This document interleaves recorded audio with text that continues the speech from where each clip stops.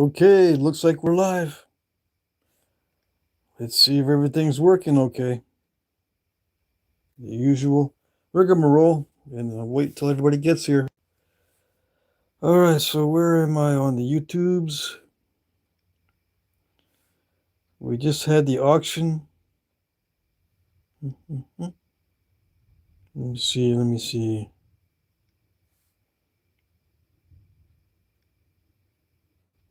Okay, let's see. Hold on a second. I got a message. Auction went pretty good.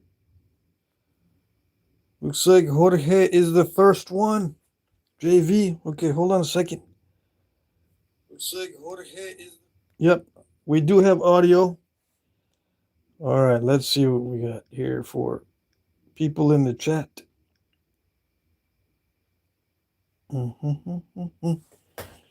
Okay. Alright, JV's the first one. And then, whoops, let me see. I'm interfering with my own live stream. Okay, Jesse Yucky Napper, number 2. Marty Wybe, number 3. Alan Cole is here. Dockenstein, hey Bill. Chris Cox is here. Good. Graylin Landry, hello. Andrew Humphrey, hey. Sam Folks, good day. Mayhem Theory says hiya.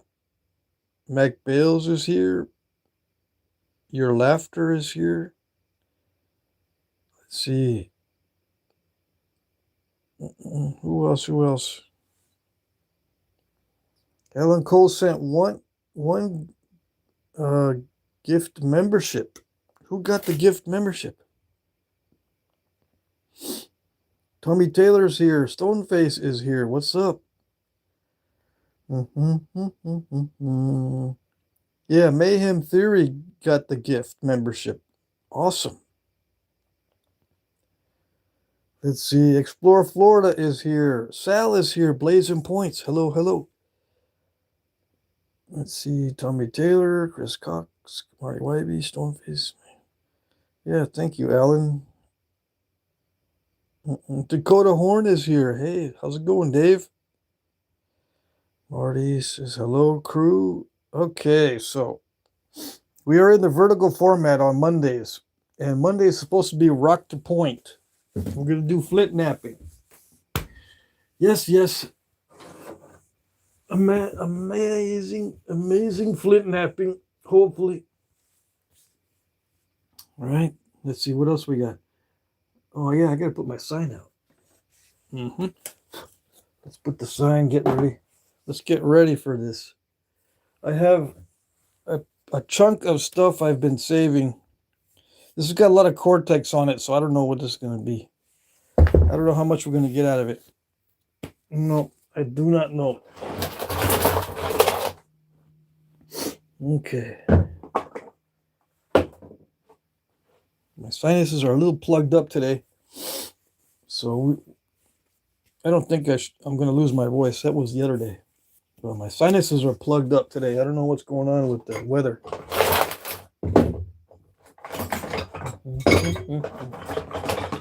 Get out all my tools. Let's see. What else? Chat froze. Ed Gould is here. Hey, how's it going, Ed? Who else? Red Lemur is here. Okay. Got everybody. Everybody's in the house. Okay, let's see.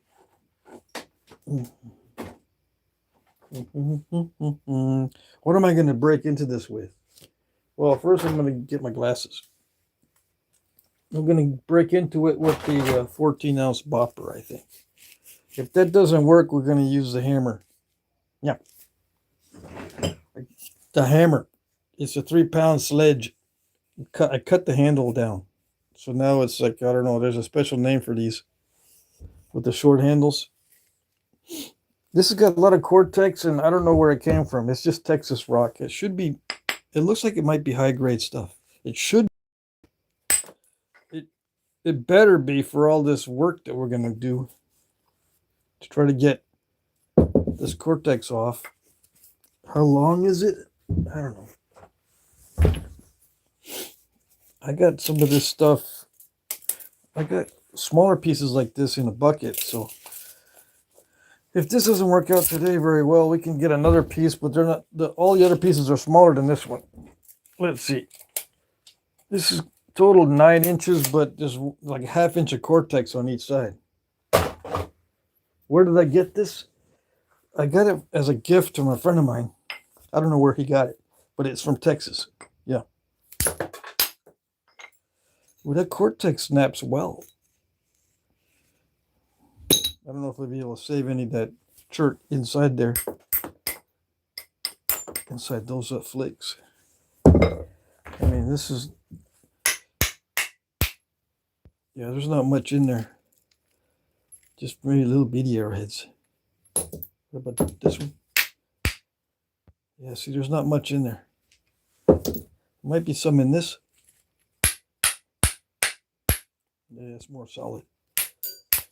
It's more solider.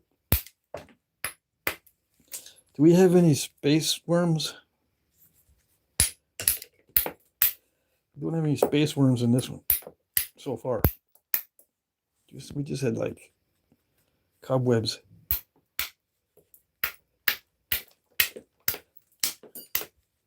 We might be able to get something out of that one. So I'll save this. See that once I get the Cortex off, this looks like it's high grade stuff. It looks almost like amoeba, but this definitely not. This is some kind of strange chert with a huge Cortex. It's not root beer. Root beer chert sometimes has this Cortex, but this one, it's not root beer. No. Oh, this Cortex is coming off pretty good. Yeah, I'm amazed. I'm amazed. I'm amazed. Let's see. Yeah, we might be able to save. Okay, let's put this over here. I'm a little worried about things flying over there ruining my stuff. Hold on. We're gonna send some rocks flying here in a minute. I'm gonna put the other glove on. Let's see who else is here. Jesse Yaki Napper. Yeah, I saw you already. Everyone's saying hi to everybody. Everyone says hi. Mike Mason's here. Attorney Bailey. Hey, long time no see. Explore Florida is here. Did I already see you? Let me see. Who else?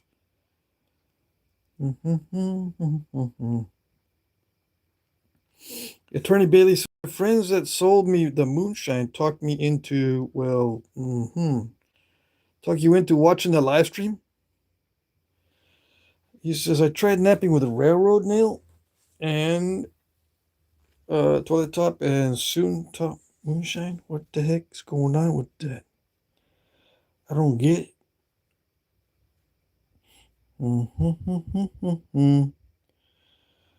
Let's see. Who else? Jim Main. Is Jim Main in the house? I didn't see him. Daryl Hines says hi. Let's see. Who else? No.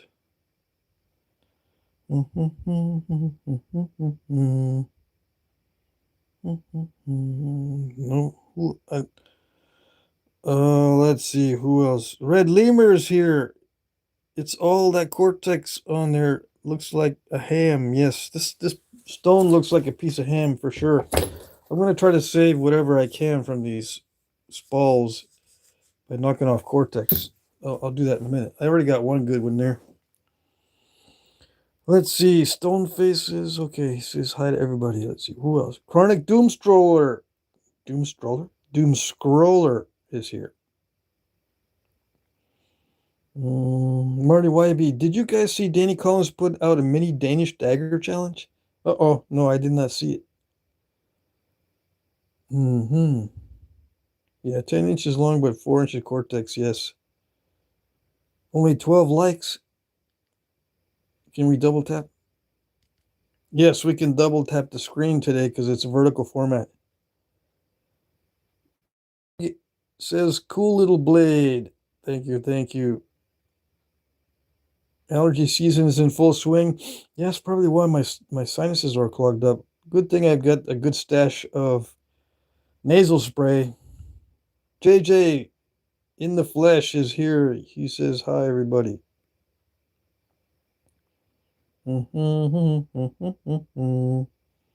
Okay. Let's see. Yeah, no, I didn't watch the Danish Dagger Challenge. Let's see who else. Okay, I gotta break into this rock and see what we can do on today's Rock the Point. I gotta make a point out of this. I can't spend too much time doing other stuff. It takes me like an hour and a half to make a point because I chat.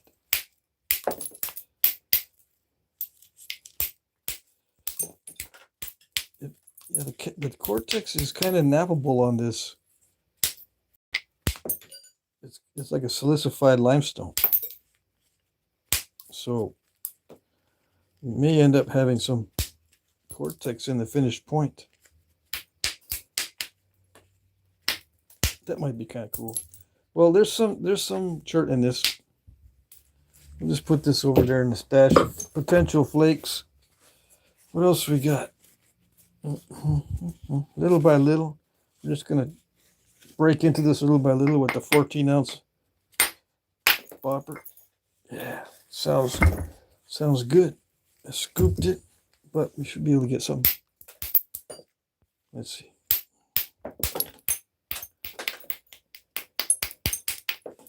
It's snapping pretty easily. It might be snapping easily too once we get into it. Hopefully it's not snapping half your stuff. Okay, so that's a good potential flake.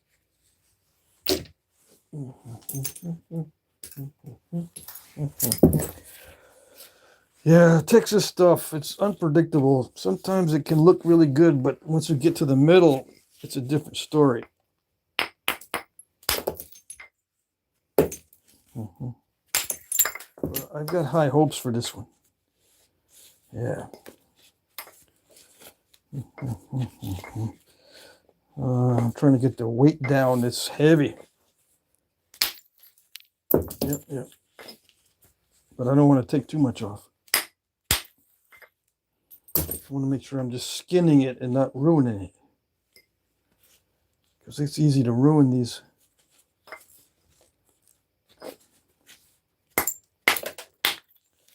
What's my strategy? I don't know. I just start hitting it where it looks pretty good, I guess. What do we got? And we're not getting too much as far as good stuff yet. That would have been nice if it went further, but oh well. Ooh, that was a good one. That hit right there.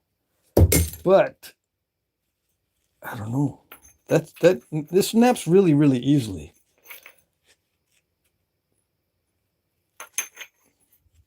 I did not expect that. That was a really good one. Yeah. You might be able to leave some of that cortex on there because it naps okay. Yeah.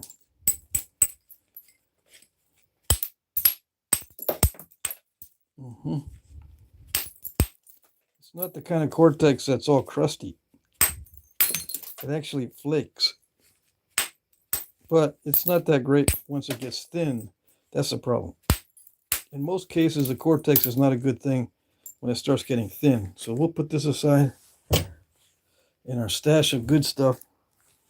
We're going to eventually make a biface out of it, but I'm just saving the stuff that's coming off, the spalls that are coming off.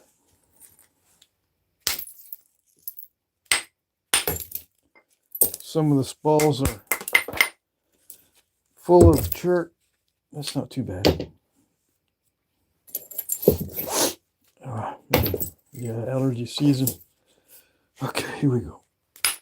I'm gonna start getting into the meat.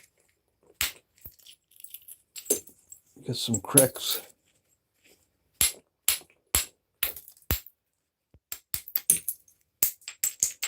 Yeah, it's got some crackiola pudding on it. Let's see here. Yes, I think that'll work. Yep. What else we got?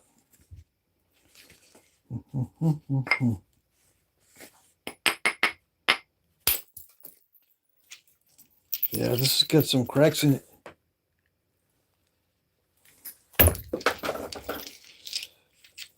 This is all crackiola pudding in here. This is not good. It's got some damage. So that's not good stuff. What is this here? Where did that come from? It came off this side. This is the cracked side. Let's try to get this thing whittled down.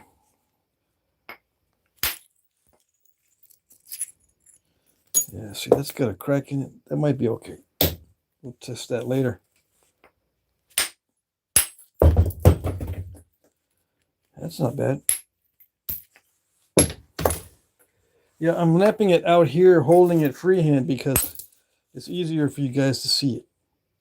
If I'm over here like this, not only do I not knap that way, but I can't keep it in focus.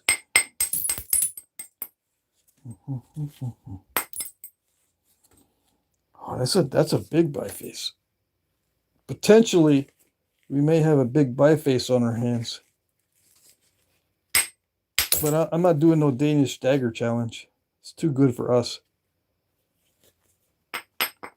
Let's see.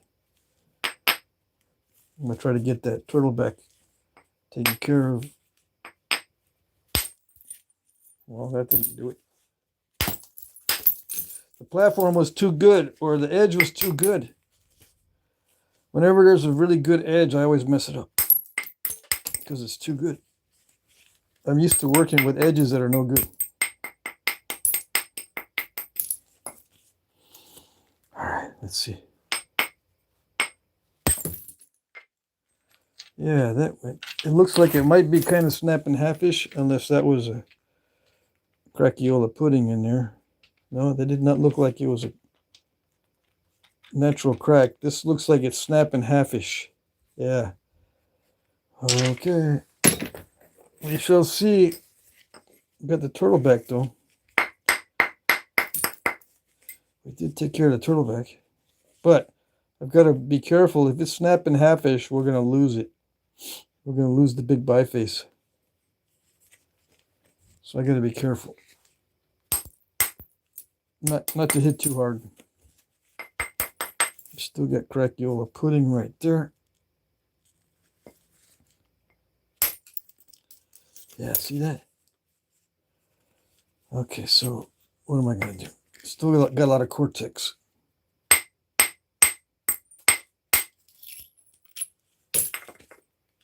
Is it translucent? It's kind of, sort of. Let's see. Oh yeah, we got some translucency. Yeah, it's kind of root beerish, but it's too it's too plain. It doesn't have enough red in it to be root beer. But it's very similar. But it looks kind of like root beer, but it naps like amoeba chert. So if I just had a flake of this, I would think it'd be amoeba chert. If I didn't see the cortex, I would think it's amoeba chert. It is kind of snapping halfish. Let's see, what else? We need to start thinking about grinding down the edges a little bit.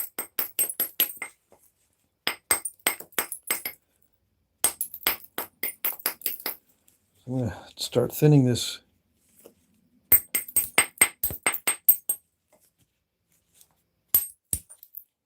Yeah. What is it now? Let's see.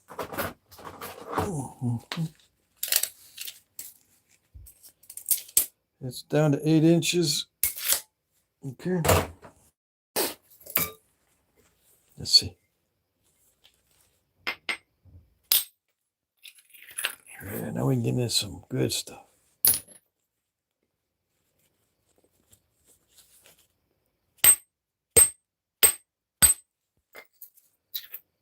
Yeah. So it looks like it might be okay in the center. This looks like the center of it. It doesn't look like there's concrete in here. So that's a good sign. All right. Let's break out the grinding. The grinding stone. Yeah. Right.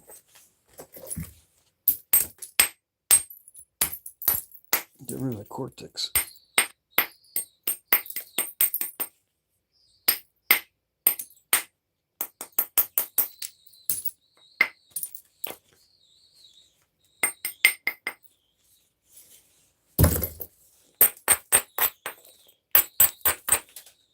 Boy, those skunks are fighting tonight.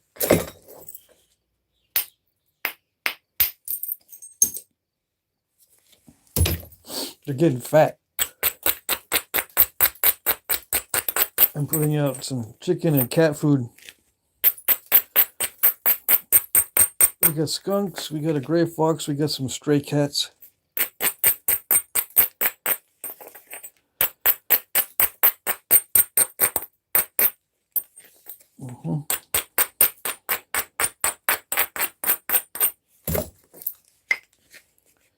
All right, let's see if I can get rid of this mass right there. Let's see. Yeah. We're getting into some little bit of concrete, but it's not too bad. Got some usable flakes and stuff.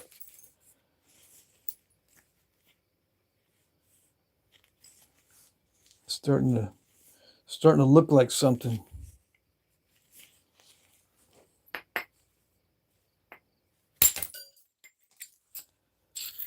Yeah.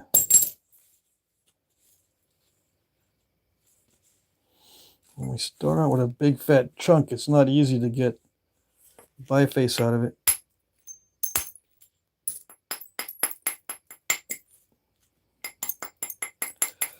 It's easy to snap it in half even when it's this thick. Yeah. But it's doing well. It's easy to nap. Yep.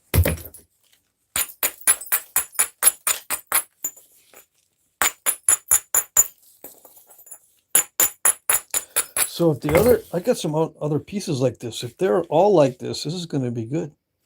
Yeah. I'll be able to offer some of these flakes for sale. Because as I was saying yesterday, I'm going to be reducing the amount of chert and flint that I'm napping. So I got to get rid of the flakes.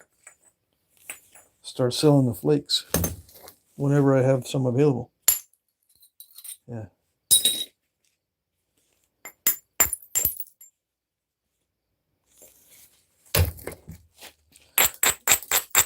I'm going to keep some of my favorite cherts and flints for my keeper case. I got to start making keeper case points.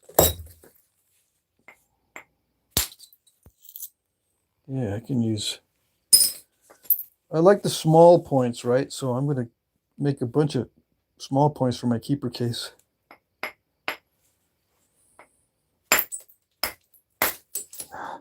That edge was too good. That's why I didn't do it.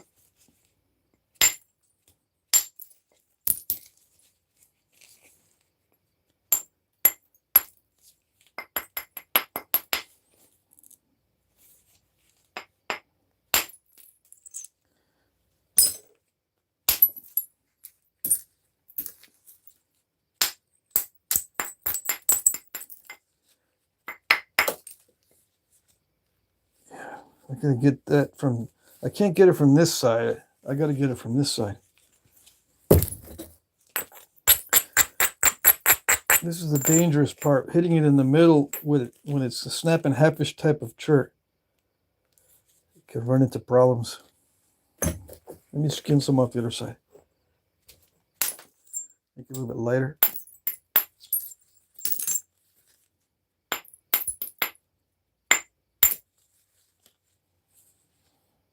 Okay, yeah, it's time to go for it.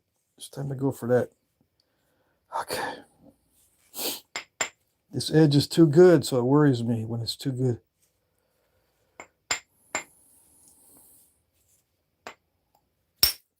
Okay, let's see.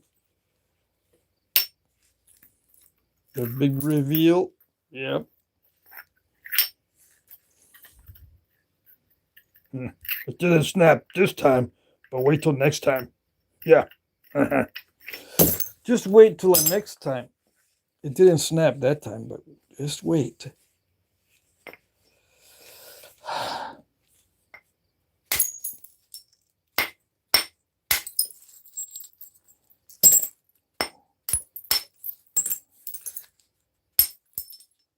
Trim, trim, trim. Trim and thin, trim and thin. We still got that mess there.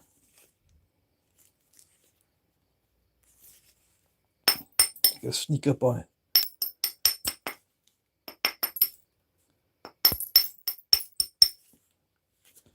So I gotta make sure that the ends are thinner than the middle before I sneak up on that.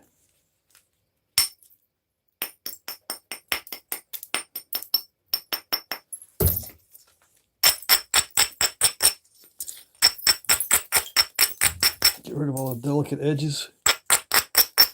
That worked out pretty good, actually.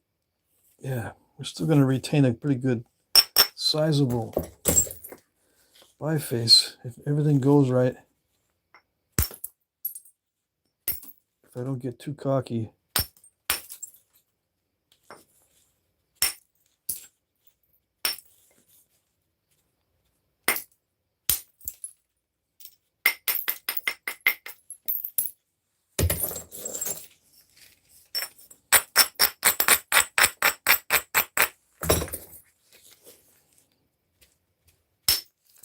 There it is. Yeah, right there. See that? Beautiful. That was the edge that was right up, that was above center line, but I still scooped it out enough to get that. Sometimes when it's above center line like that, and I hit it, it just smashes and makes it worse. But this time I got under it. I think it's because it's high grade stuff that I was able to do that. It still didn't get rid of whatever that is.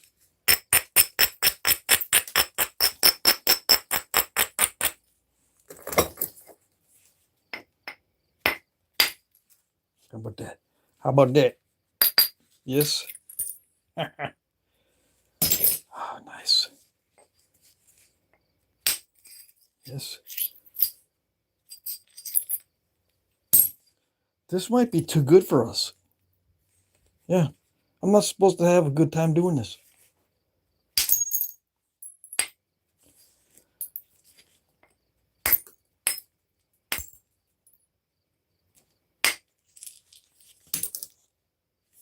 Mm-hmm.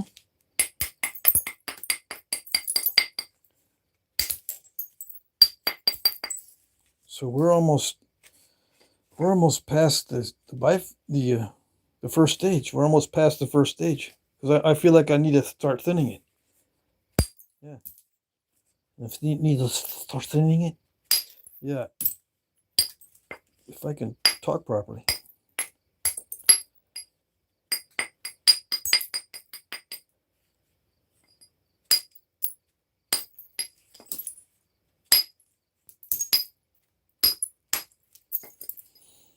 So what are we gonna make? I don't know.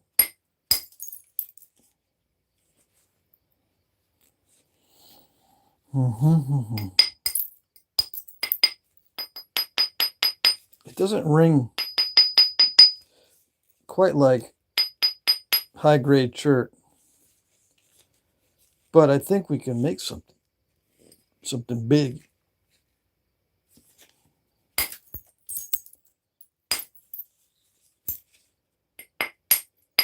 Not a dagger though.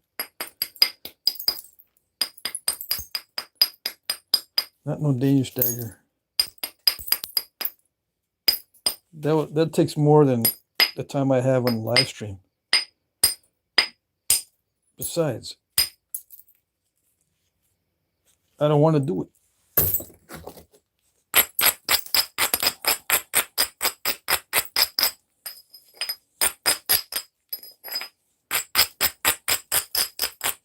I've been wanting to make a base tang.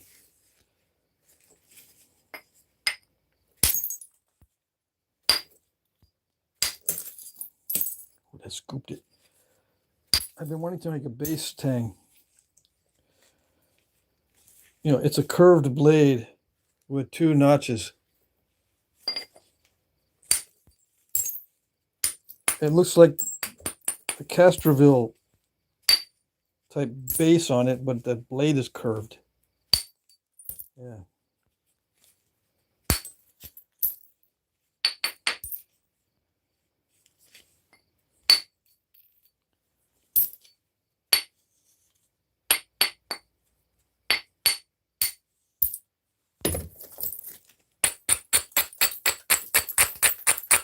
Yeah, it's a Texas style point. The base tang is a Texas style point.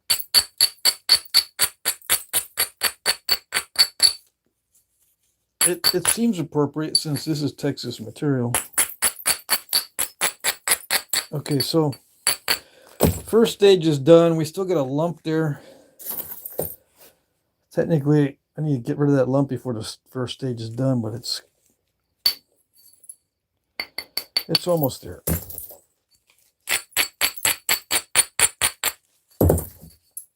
Switch over to a smaller bopper. So we go from a 14 ounce to like a 9 ounce or something. Let's see.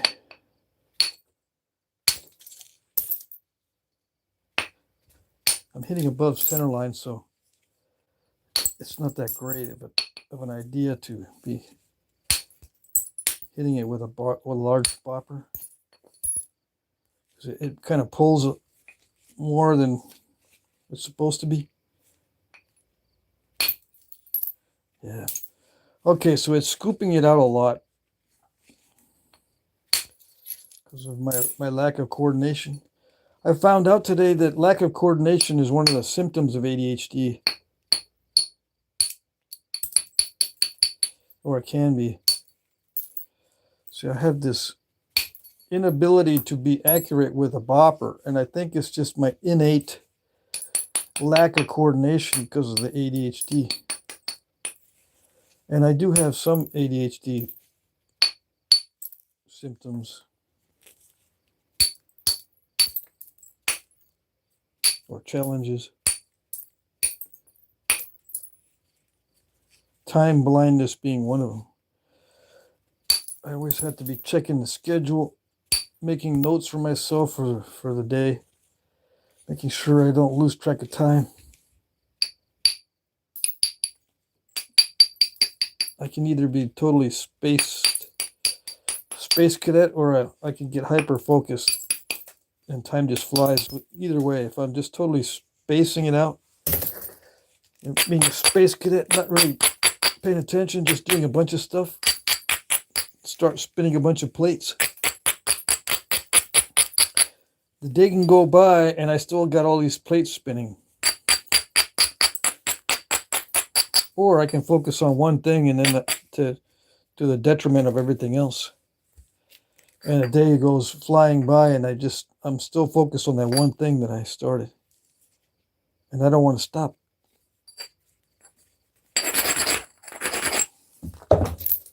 Okay, so that's the first stage is done. Let's put this away. Let's start stacking this in my spare bins. I'm going to sell some of these. This is good stuff. It might not look that great, but I'm pretty sure I can get thin. I can make thin stuff out of it.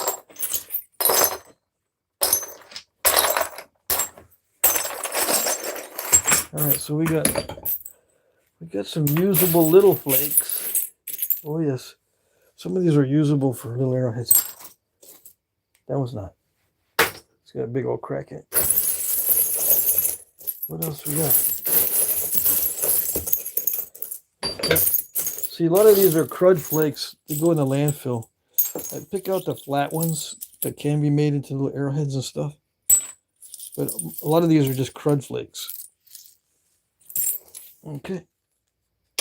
They go to the landfill. Can I use some of these for tools? Yeah. All right. So we got a little box, a little basket of flakes. And then we're gonna clean up all the rest of these. Move them out of the way. Get the crud flakes out of the way. I'll sort. I always do a second sorting. We did not need the hammer. I always do a second sorting of the flakes, so I put all these in a bucket. All right.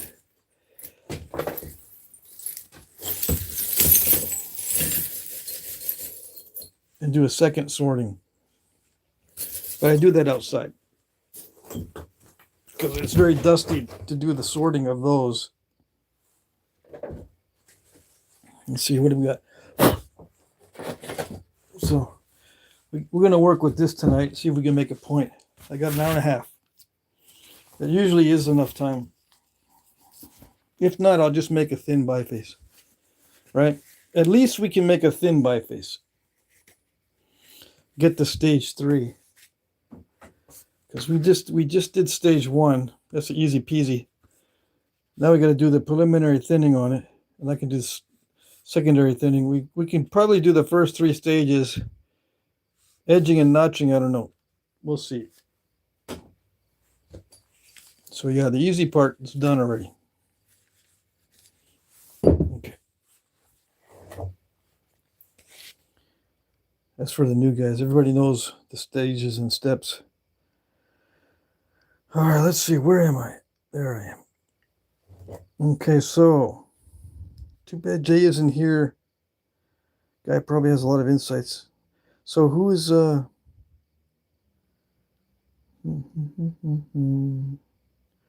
me see. CE5D6B. Buy this man some masks so he doesn't get silicosis. Dude is the master at this. He can't stop napping. Churton Flint. Yeah, I got an air filtration unit and I got masks. Yeah. I just don't use them during the live streams. Silver Wings. Upstate New York, I am in an area that has what I would refer to as shale, something akin to rock that would like to be shaped with chisels. Millennial-old water-flattened beds I could pickaxe. I'm in Vermont. I'm not that far from you if you're in upstate New York. You should be looking for Esopus and Onondaga chert, not shale. We got lots of shale here in Vermont, but it's not good at all for anything. Yeah, they used to make arrowheads out of it, but you need to be testing a lot of it to find which areas are solid. Most of the shale is terrible. You can maybe find some solid pieces of shale, maybe. TJ and Soul is here. TJ is here.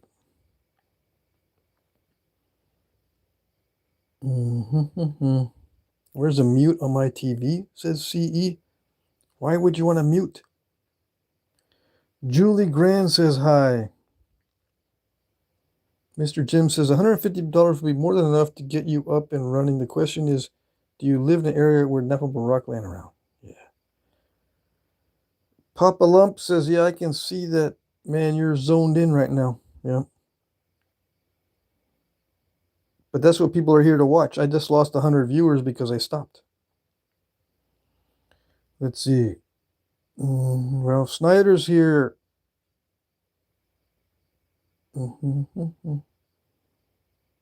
What's this about? Took $36 to get started. I don't know. Silverwing says, Mr. Jim, I would likely be willing to spend up to $100 to $150 on tools after some early experience if I enjoy it.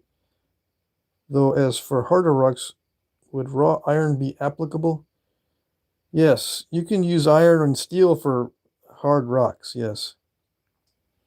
Jesse asks me, Pat, in your opinion, what causes the steep scoop outs? I haven't figured this out yet. Too much inward force? Yeah, two things. Too much inward force, and when the tool bounces off the edge, it causes scoops. Yeah, these scoop outs, if it bounces, like if it doesn't have good follow through, it'll scoop it out. But it also depends on the material. Some material is more scoopy than other materials. This is a scoopy type of material because if I had been knapping something else, it won't scoop as much. But yeah, basically if you're bouncing off the edge, if you're not getting good follow through, it's going to scoop or crush. Too much inward force also scoops or crushes it.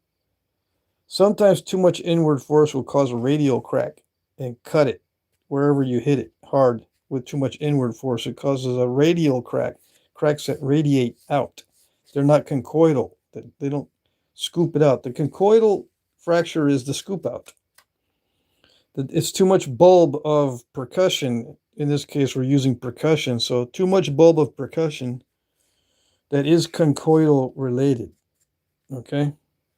But the fact that it doesn't travel means that there isn't follow through or not enough force, or it's bouncing, or the material is kind of scoopy. There's probably other reasons why. There's not just one reason why it gets scooped out. There are many reasons. I'm just going over the basic ones. It could also be that it's moving like this. It could be moving and wobbling too much. That'll scoop it also. Many reasons why it'll scoop.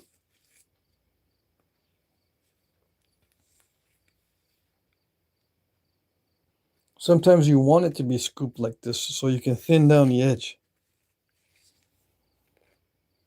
Yeah. How do you intentionally scoop it out? Just make sure you have enough follow through and then hit inward, yes, with a good amount of force or pressure, it'll scoop it out. But you don't want to. How do you control the scooping? You just don't want long flakes. You got to get the angle just right. Yeah, you do have to work with that angle. There's subtle differences between a bad scoop and a good scoop. It's a good question, but there's many different answers depending on your material. Every material is kind of different. Some material won't scoop. Some material scoops all over the place. And there's everything in between. All right. What else? What else? I gotta look on the other phone.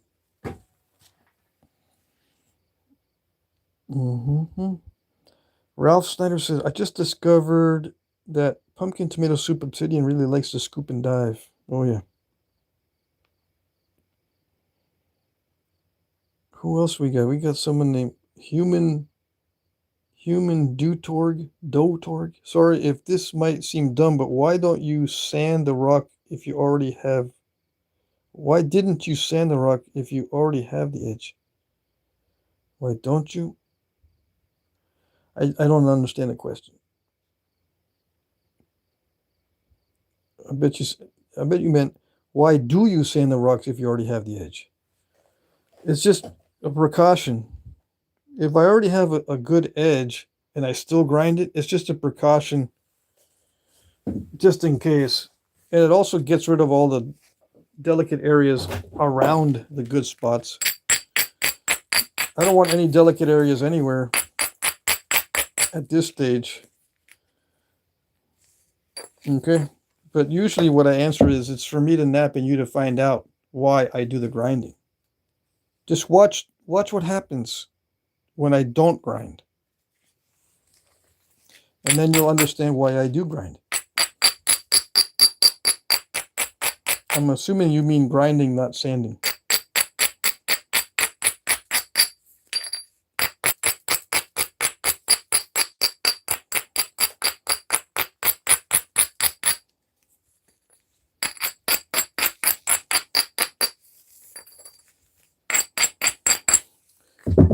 And yeah, grinding it is one of the easiest concepts for most people to understand. They're just, for some reason, and I haven't figured out why, some brains, I'm not making fun of you, but some people's brains don't understand why it's necessary to grind it. When I first started knapping, that wasn't, I didn't have any problem understanding that part. What I didn't understand was, why is the subtle differences so important? These subtle differences in the angle of attack are extremely important, and I didn't understand that to the extent of how important it is. It is extremely important to get the subtle differences just right when you're striking, to get the right kind of flake. Just a few degrees, or maybe even a fraction of a degree, makes all the difference in getting the kind of flake you want. That is the hard thing to understand. What is the subtleties? The subtleties only come after thousands of hits with many different types of stone, and breaking a lot of stone and learning the limits. When you make a mistake, you learn from mistakes. Okay? The hard thing to learn is you have to make mistakes to know the limits of the stone. You have to make mistakes to learn in knapping. If you try to avoid all the mistakes in the beginning, you're not going to really be knapping properly. You'll end up with stuff that looks like thick almond-shaped pieces, which is fine for the initial stage, but when you start to try to thin it, you've got to make mistakes. Yeah. To learn the limits of the stone.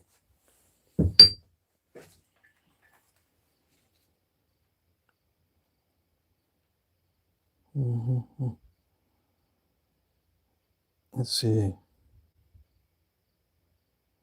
So my best bet to start is likely looking for a hard piece of shale given the abundance at my location, using raw iron to first begin the process, plus deer antler to finish. The first best bet is to not use shale. Silver wings, do not use shale. That's your best bet.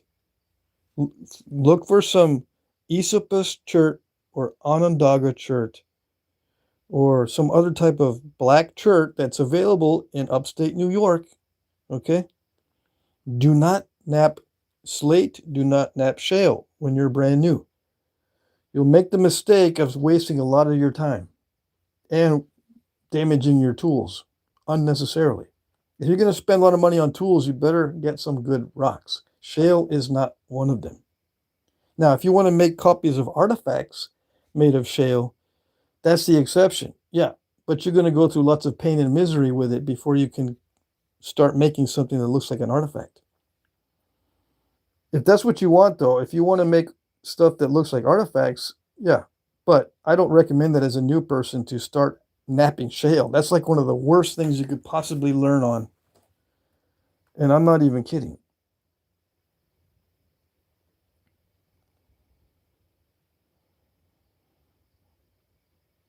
There's lots of good chert in upstate New York. You don't have to be messing with bad stuff. Onondaga, maybe you don't know how to spell it. Yeah, that's one thing.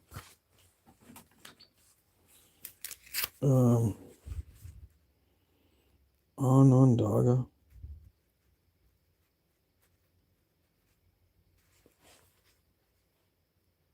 That's an N right here. Chert. Esopus. Chert. You need to get these two. Those are what you need. Shale is a no-no for new guys. No shale. No slate. No argillite. I think that's how you spell it. No slate, no argillite. There are tons in this area, especially. I'm in Vermont, right, too. There's tons of shale, there's tons of slate, there's tons of argillite, but you do not want to learn on this stuff. No. You need to learn on Onondaga or Esopus. And there's one more that I can't remember the name of it. That is found in upstate New York and in upstate Vermont.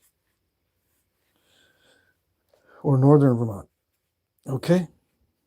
Please do not start napping on shale because you'll waste time. Yeah.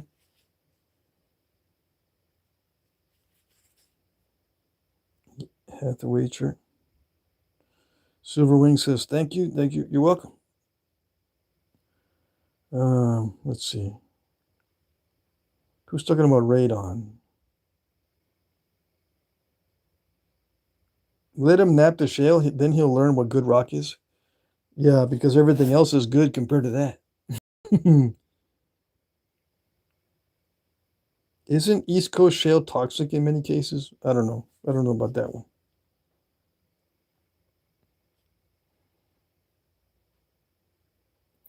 On I-95, I think is it I-90 or I-95 across New York? It goes from east to west. Is it I-90? Let me see. There's places along I-90 that you can pick up. I think it's Onondaga Church on the side on road cuts on that highway, if I'm not mistaken. Why don't you grind away turtlebacks? You can grind them away. Human Dotorg. How do you pronounce your name? I got the human part, but is that Dotorg? Or is that due to RG? Human due to RG? What is that? Why don't you just grind away the turtlebacks? Because you don't have the grinding equipment and it produces lots of silica dust, which is hazardous. Yeah. It's better to learn to nap it away. Mm-hmm.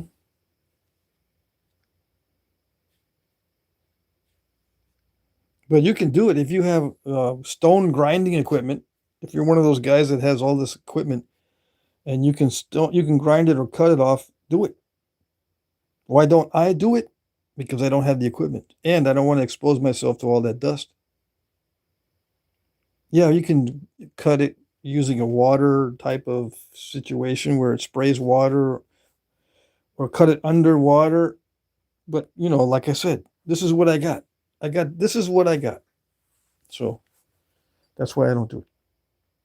Joshua Dean says hello.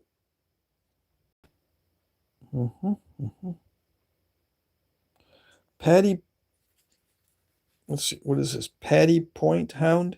I'm learning on obsidian. I find it to be very unforgiving. Should I find different material? Yes. But what kind of obsidian? Because you might be using obsidian that's really cruddy. There's good obsidian, there's bad obsidian. You got to tell me what kind of obsidian you're using.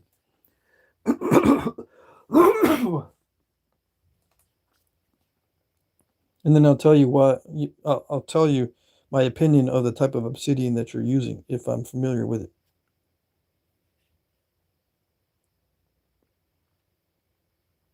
I'm not going to do a Danish dagger tonight. No, I told you I want to do a base tang. Gotta listen. You don't listen.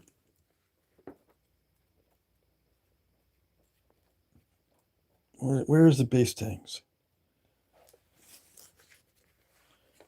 See, this is a corner tang, but a base tang has like notches, regular notches, like a Castroville, but it's. I don't know if they have base tangs in the back of this book.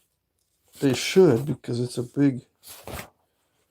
a famous item in Texas. No, not that one. Anyways, why am I looking at that? Because I got Texas Cash magazine. Let me see. Maybe it's in my Texas Cash magazines.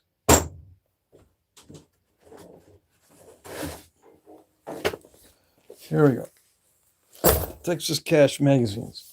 I think there might be a base tang in here.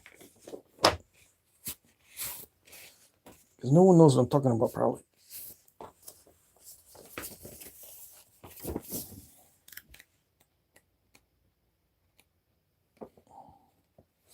See, one of these. See that? It has 2 notches and it's got a long curved blade. It's called a base tang. And that's not the one I was looking at earlier, but that's one of the examples in this magazine. That's what I want to make. I don't want to make no Danish dagger. Here's another one here. See that?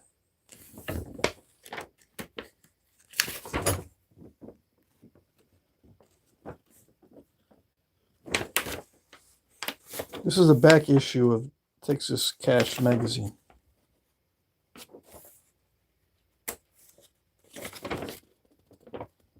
Those look familiar. Yeah, I make those. These, not that. I don't have OCD, but I do make these.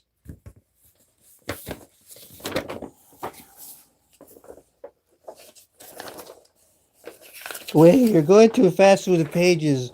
You're such a spaz. You gotta hold on. Just wait. I gotta take screenshots of everything. Come on. No, I'm gonna be spastic because I want to find what I'm looking for. But I think you know what I mean.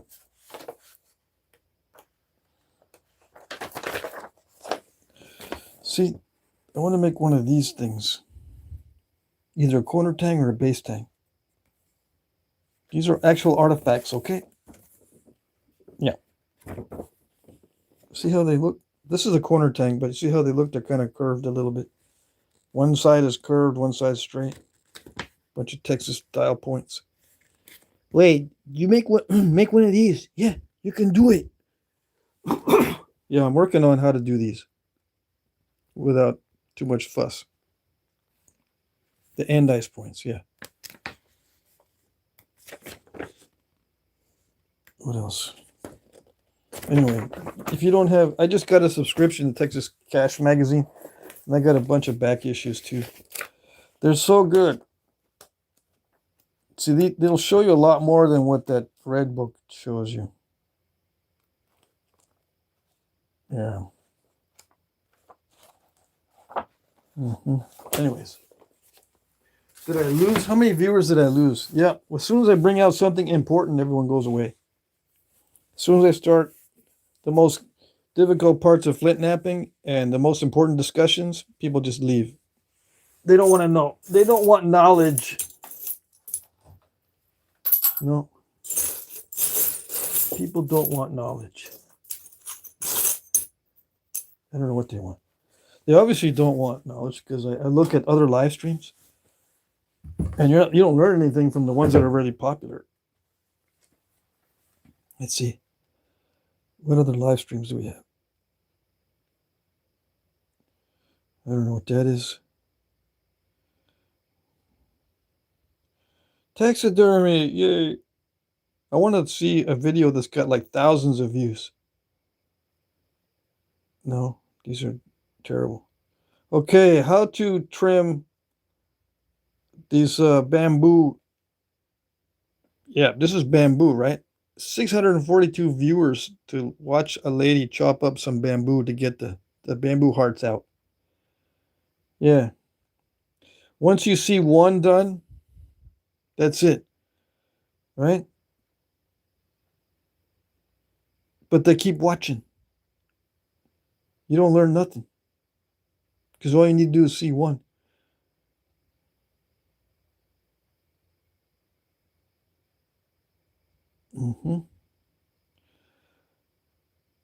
On the number of people, I just get like one person. No, there's thousands watching. They always watch the fish feeding lady. Yeah. Anyways, see what I mean? People don't want knowledge. They find it entertaining to watch the useless stuff. Where am I? I got to get back to my live stream.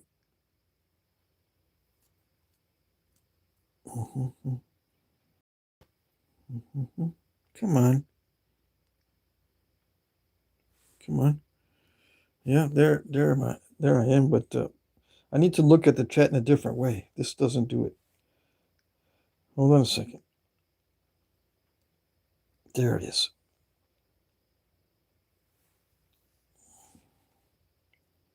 Somebody says he wants knowledge, right? Who wants knowledge? Let's see. Every kitty says she wants knowledge. Yes, yes. KR says, I'm here for knowledge, man. Napping is the bonus content. Yeah. Backyard Farmer Japan. Texas Cash Magazine. Cool. Never knew of it. I'll look for it. Yeah. Let's see. Right there. Take a screenshot. I think this is from 2023, so it's not that old. Yeah, Texas Cash Magazine. We know the guy, and he attends the Brady Nap-In sometimes. Okay. Let's see. Is there like a, yeah, TexasCashMagazine.com. I recommend it highly. Yeah. It'll show you color pictures of all kinds of cool stuff, and even black and white. It's still cool. All of this stuff, all these artifacts, bazillions. And look at this blade here. That's more interesting than Danish dagger, I think. Yeah. Because I think the Danish daggers weren't even used. They were just status symbols or something, because they were napped with perfection. Can you bring up the stages again so I can screenshot it? Yes. Stages. All right. First stage, bifaces or bifacing. I don't know why I got that on there twice. Preliminary thinning, secondary thinning, edging and notching, final finishing. And the final finishing is sharpening and damage control to make it look pretty, right? And then persnickety, that's my nickname for getting down to the nitty-gritty of making a lot of changes related to a cosmetic look or the final look of the piece. Now you can switch these around. 3 and 4 can be switched around. You don't have to do those in order. Okay.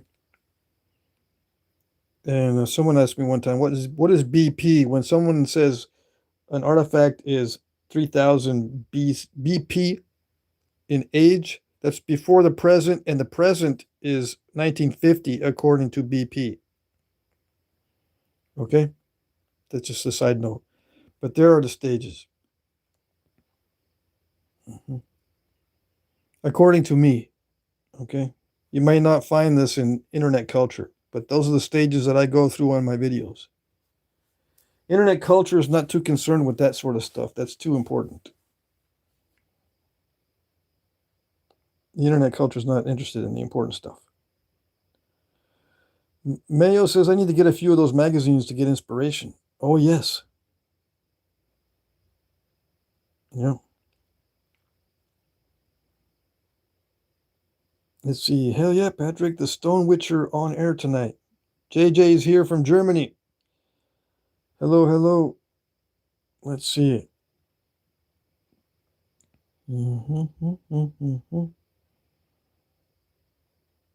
Let's see. AM Outdoors is here.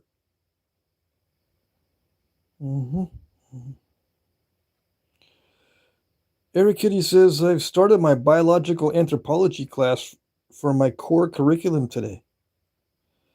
You're in college? You're going to take biological anthropology? My condolences. Any kind of anthropology class these days, got to watch out. Watch out what kind of knowledge they're trying to impart. Now, if they stay scientific, then you're okay. But if they start wandering into, I don't want to get into it, but they'll wander into areas that are not scientific.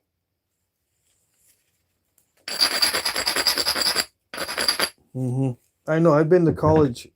I took a couple history classes, just because that I had to. Yeah, it was the history of communism, basically. Yeah. So, anyways, college is not all it's cracked up to be. I spent way too many years in college and hated it.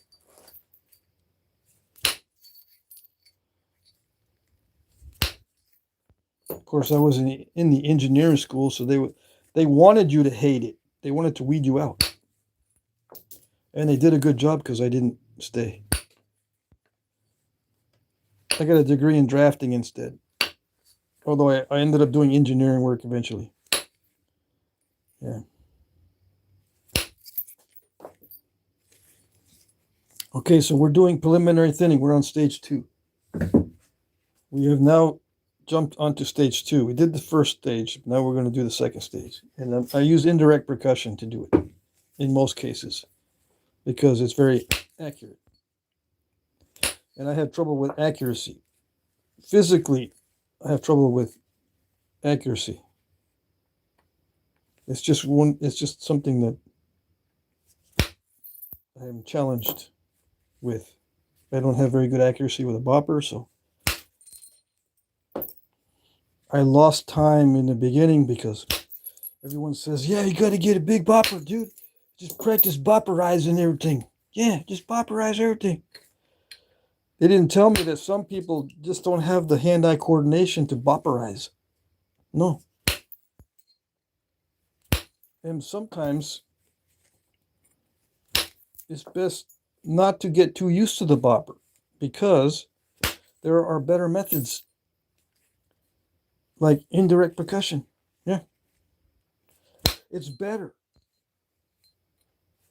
It's more versatile. You can use it on all sizes and shapes of points and in many different circumstances.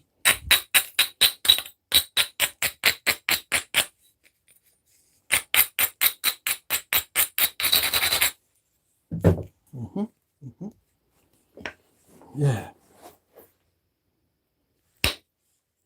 There's some concretey stuff up in here. So that might give us a problem. And whatever I make tonight, if this holds up, if this stays in one piece, it'll be available in the auction. I have an auction every Monday. I don't auction my work on the same night. Like, I think Jake from Gulf Coast Knapping, he'll auction the point the same night that he makes it, but I don't. I wait until Monday. Yeah. So what am I doing? I'm going to thin the ends down. I always start with the tip. I don't know why.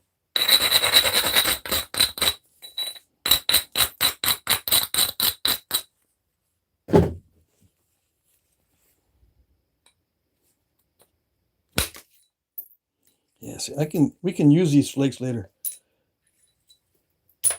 Some of these I can snatch up for arrowheads, so you can't have them. No, nope.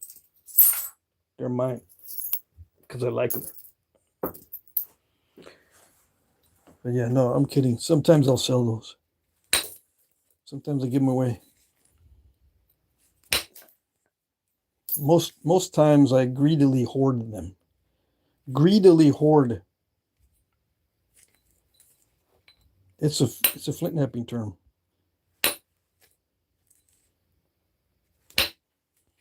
You will learn about greedy hoarding when you're a Flintknapper. Yeah.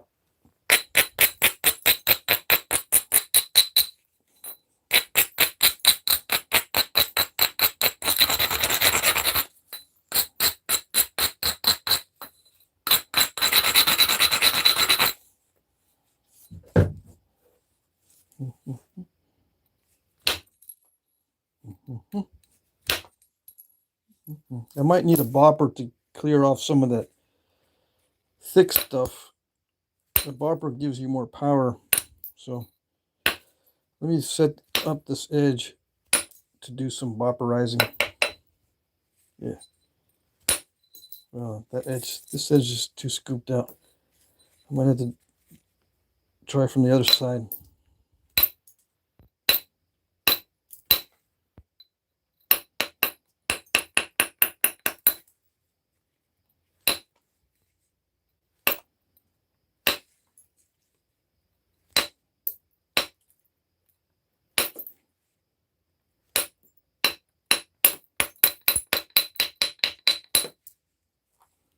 Okay.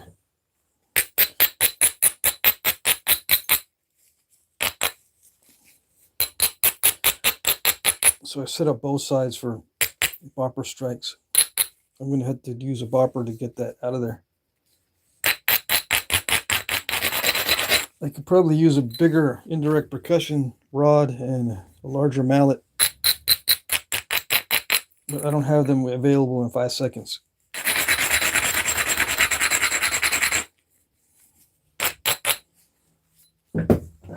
So I don't like using stuff I don't have available in 5 seconds. All right, here we go. I don't like doing this, but it's the law of the West. Let's see if it did it. Yes? Yeah. And the secret is hit small, lose small. Some people lose a lot of edge when they do these strikes. You got to hit small area. Hit small, lose small. Okay? And practice that. Hit small, lose small. You don't lose much edge when you hit small.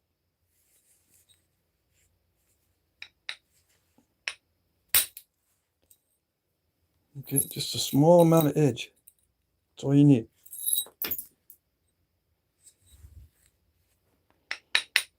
It takes time to get used to that.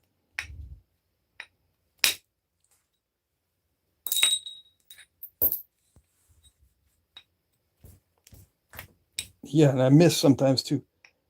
It's better to miss than to hit too big. Okay, I'm trying to hit small. See that? But get nice flakes. And you need to grind it to do that.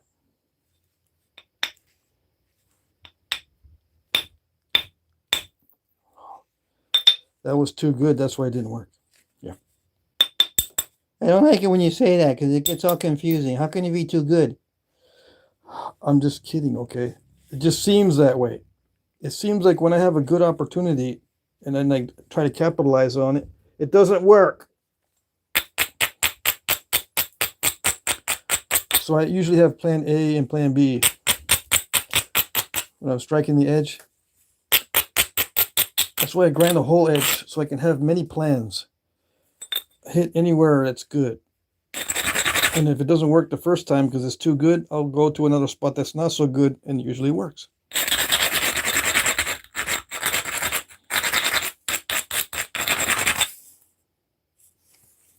Okay.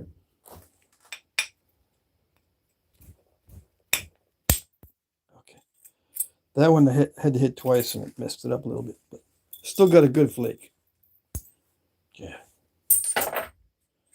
But I gotta watch myself. I can't get too cocky. Just because it's going well doesn't mean that it'll continue to go well.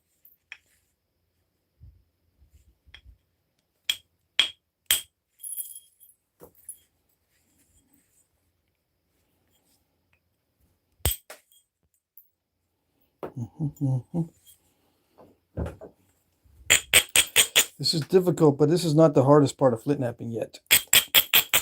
The hardest part is thinning it down further than what I'm doing now. This is just preliminary thinning.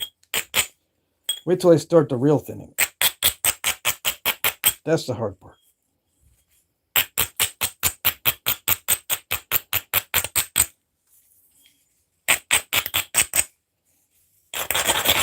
Now, I think I can do the rest with indirect percussion. I'm going to try switching back and see if it'll take off the flakes I need. Let's see. I think so. I think that'll dig in deep enough with the tools that I have. Usually I'm making 3-inch long points, not these 7, 8-inch long points.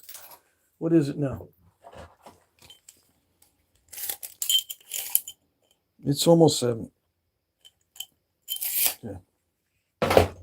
So usually I'm not making points this big. But just for you guys, I'll take one for the team. And, you know, I end up bending the rod. See that? Because I'm hitting it really, really hard. You lose a little bit of energy when the rod bends. So I should be using a larger diameter for this stuff. But I just make do with what I got.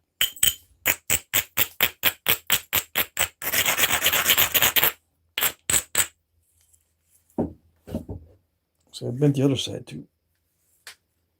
Bending everything. How do I straighten it? I'm glad you asked. Yeah. Like that. A little ball peen hammer and a sledge. Yeah. Low tech. That's the whole thing about this channel.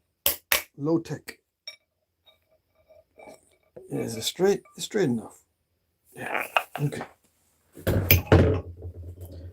We shall continue.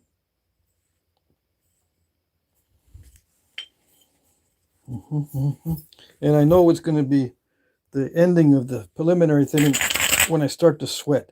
If I start getting sweaty, it's called the sweat stage. That means I'm trying to thin down something already thin. I have not reached that stage yet. So we're still at the preliminary thinning stage. Yeah. I don't feel that anxiety yet. Yeah. This is still not a big deal.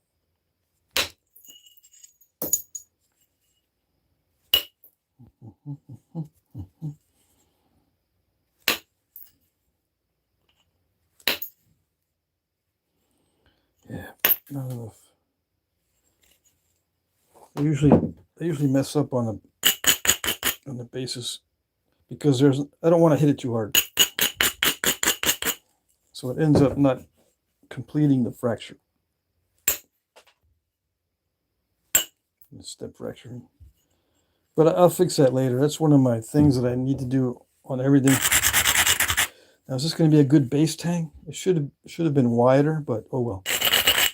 It's not going to be an awesome base tang.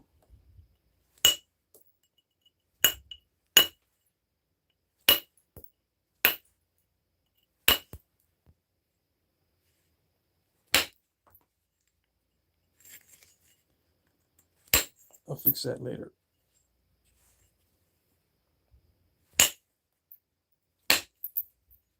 Right now I'm just doing the preliminary thinning. And if I don't grind it, I can't get a good flake. That should be very obvious. And if it's not, you may have a hard time with Flintknapping in general.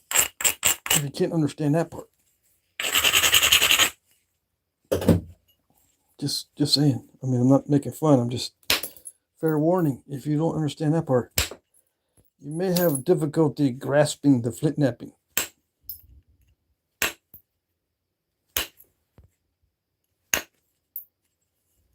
You got to be able to firmly grasp it. Yeah.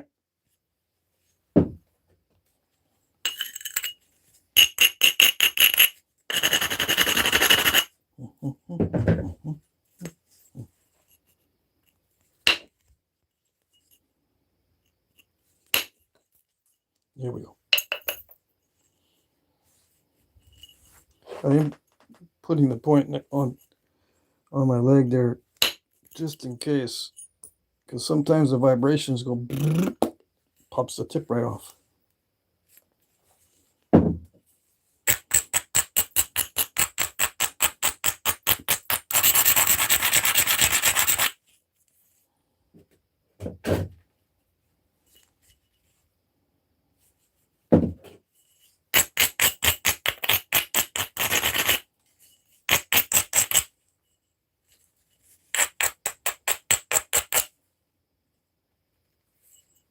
Okay, I'm starting to feel the anxiety.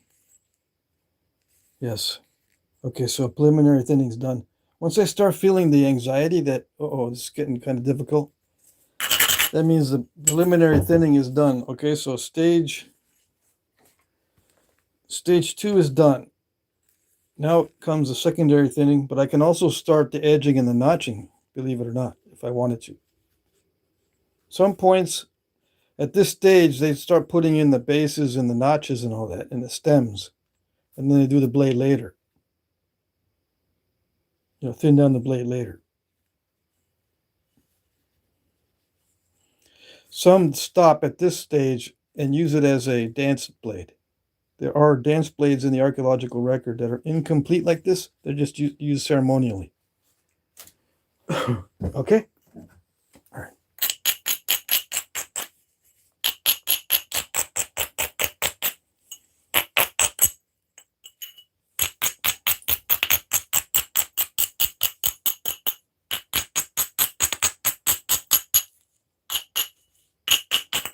And yeah, you can make the dance blades nice and fancy, but they break so easily that it's better just to have like kind of a crude blade for the ceremony if you don't want it to break. But yeah, you can have fancy dance blades, fancy ceremonial blades. Yeah, definitely lots of those also in the archaeological record.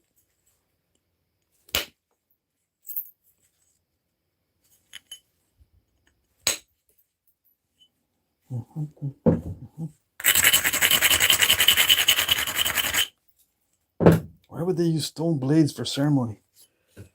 Well, believe it or not, I think stone was used mainly for weapons and not for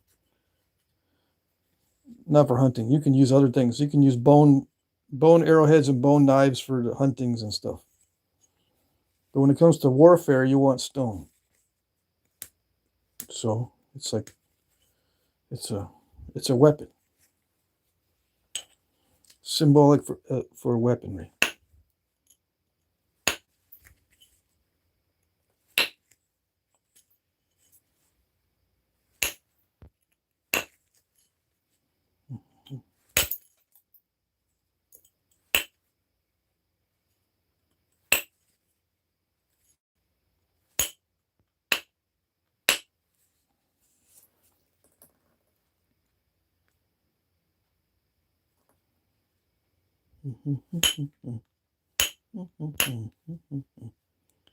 Looks like you guys are answering questions for me in the chat, which is good. I like it. I don't have to be watching the chat all the time.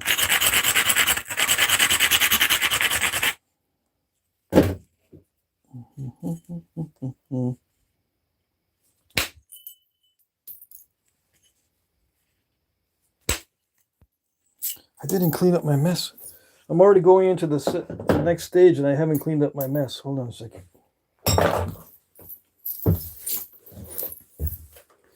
This gives me a little breather also. This is what they call context switching. It's a different mindset. Every stage has a different mindset. Every one of these stages is a different mindset. So you clear your mind before the next stage, and that cleaning up the debris is symbolic of that. Okay, but it helps also. It not only helps to delineate these different stages visually, it also helps me psychologically. Yeah.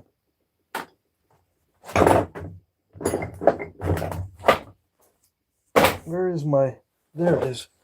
This is my flake picker. Yeah, like that.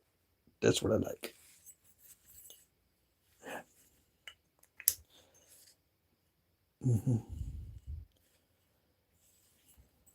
So yeah, we're at the stage where I'm doing this, the secondary thinning to thin down something that's already kind of thin. Some guys don't have a problem with this stage. This is the most difficult stage for me. Some people have a problem with the first stage, getting it from a rock to a biface. That's not a problem for me. This is the problem, thinning it down from something that's already kind of thin.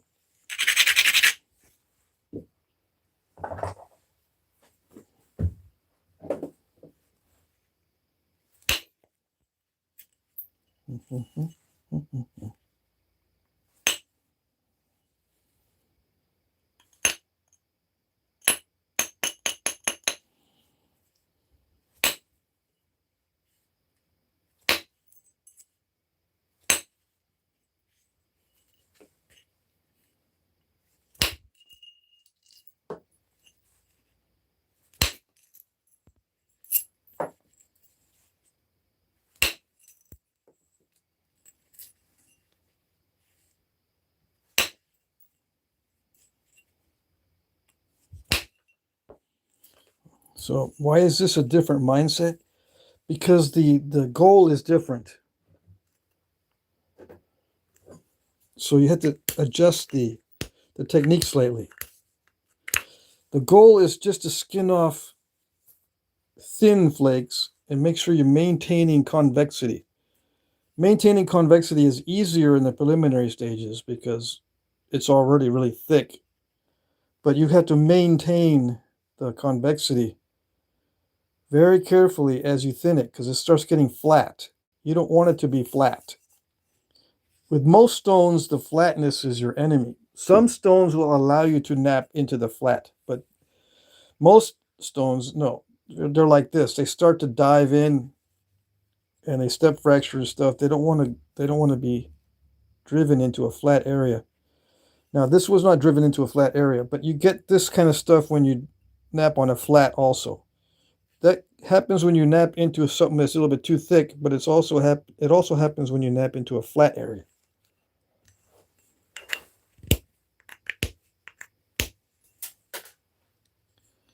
Yeah, it's just a little bit too thick. That's why it stopped. But if I were to try to nap more into the flatter area here without paying attention to how much convexity there is, it would do the same thing. It'll step fracture. Just because you're napping into a flat and you're doing everything else correctly except you're napping into a flat area. So your technique, the edge preparation, the angles and the tool preparation and all that can be just perfect. The angles and the preparation just perfect. But if the surface is not perfect, you're not going to get a good flake.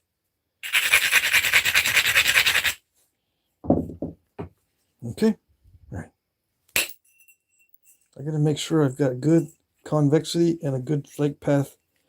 Pay very close attention to the flake potential pathway. Yeah, and it increases your odds of success enormously if you pay attention to the flake path, the potential flake path. Just, you know, and it becomes more and more important as it gets thinner and thinner.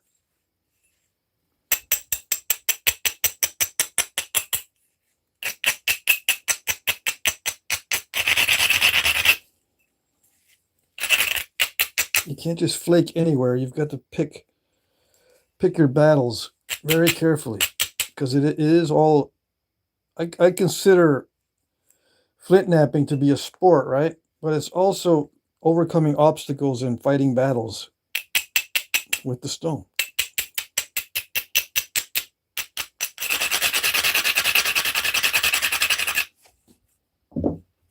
You have to put yourself in a position where you can strike effectively, just like a combat scenario.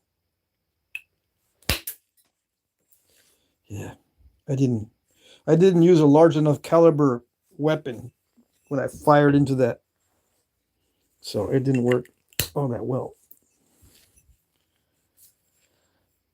Yeah, I needed to have used more force to make that flake go further, but it's okay. We can fix that later.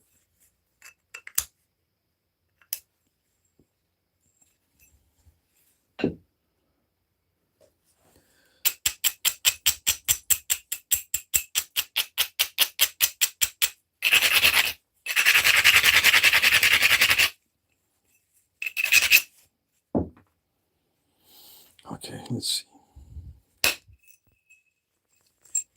That kind of cleared out a little bit. Yeah.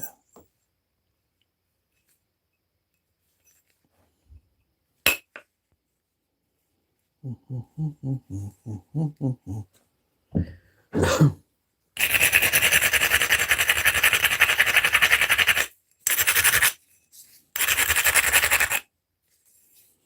make sure I pay attention to the ends, and also make sure I don't put a curve in it. The ends always need to be thinner than the middle, always.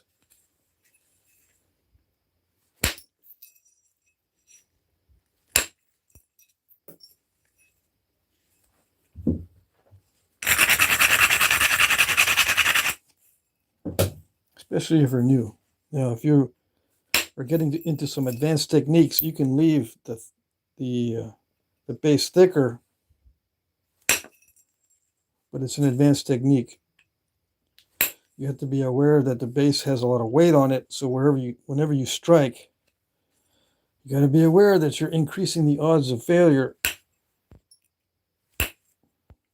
when you have a weight issue on one side.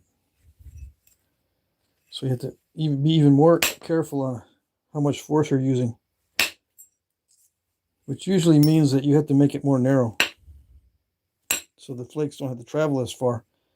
The larger the flake and the further it travels, the more force you need. But if you make it narrower, you don't need as much force, which reduces your chance of breakage. When you don't need to use as much force, your chances of breaking decline or decrease.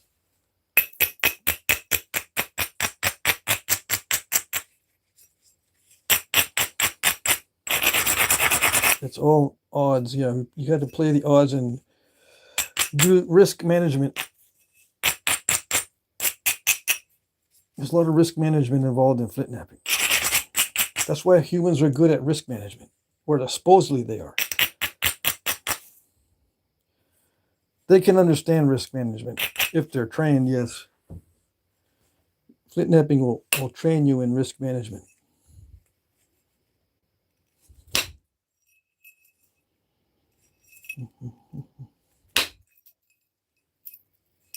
Yeah. Risky, but necessary.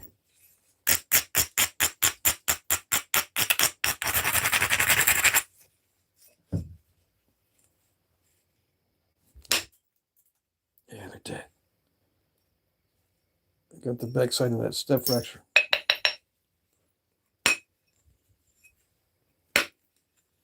Come on.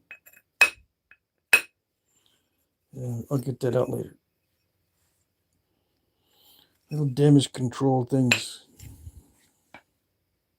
See, I got to maintain my tools also. See, it gets all lumpy, and sometimes that causes mistakes where the flakes don't travel far enough. I don't think that was a mistake in inadequate levels of power. I think that was just because it was a thick area. I'm going to come in through here and try to get that out, but I need to fix this first. I think I'm losing too much energy with that tip being all messed up.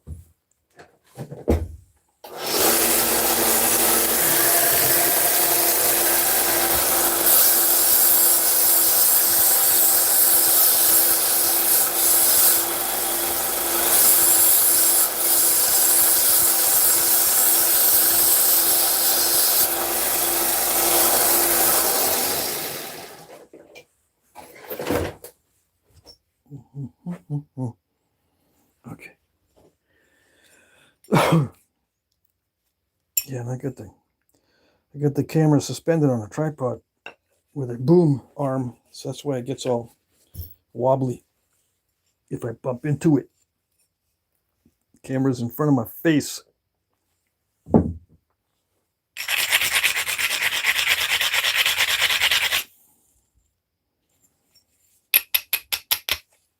How do I nap with the camera in front of my face with much pain and suffering? Yeah.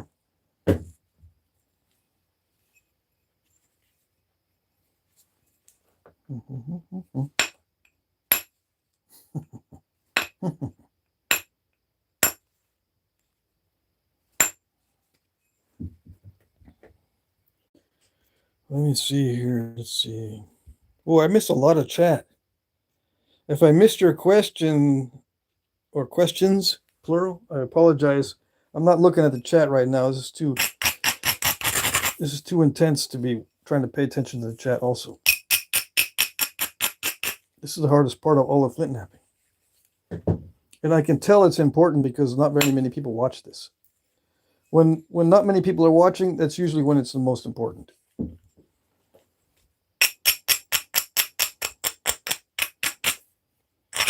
Unless I'm just chatting, which that's not important.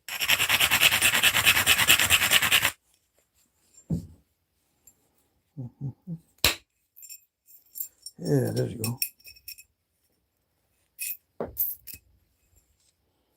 That was an extremely important hit. Yes, yes. Same with that one.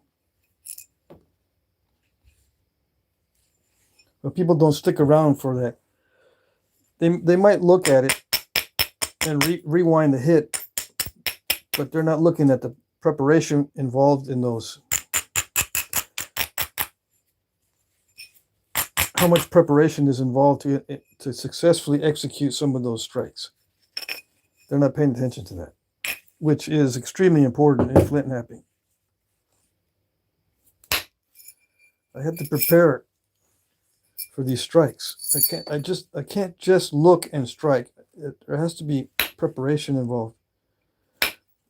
And the preparation is mostly in establishing the convexity that I need.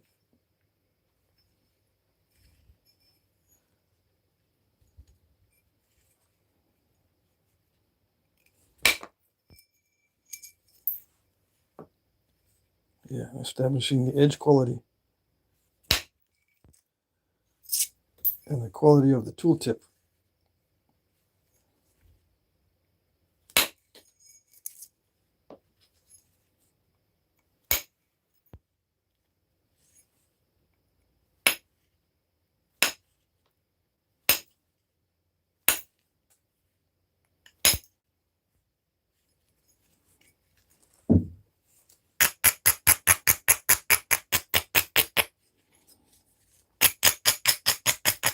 I go into more depth explaining how I prepare the edges. In other videos, they'll have the word tutorial or instructional in the title or the thumbnail of my video. But just the 30-second or the 3-second overview is I have to establish the right convexity and establish the right strength of the edge, and I have to apply the right amount of force at the correct angle. Even when I do all that perfectly, it's still not guaranteed to work. So a lot of it's experimentation, depending on the type of stone and exactly what's going on with the stone in each area. See, this area up here is more difficult to knap than this middle area because it has this concretey stuff in it. This one is pretty clear in the middle, which is very fortunate that it's so clear in the middle. The concretey stuff is toward the ends. A little bit easier to deal with than having a concretey middle, yes, but it's still, you have to make adjustments, is what I'm saying. You have to make adjustments for each thing going on. It gets very complicated if I had to explain everything. And many times, it's not necessary to explain it because you really can't teach it. You can kind of show them what's going on, but in order for you to do it, you have to have more than just knowing what I'm doing. You have to practice it and practice it and practice it. You can know everything there is to know about the forces and the angles and the convexity and the materials of the tools and the materials of the workpiece and still not be able to knap at all because you don't have any practice.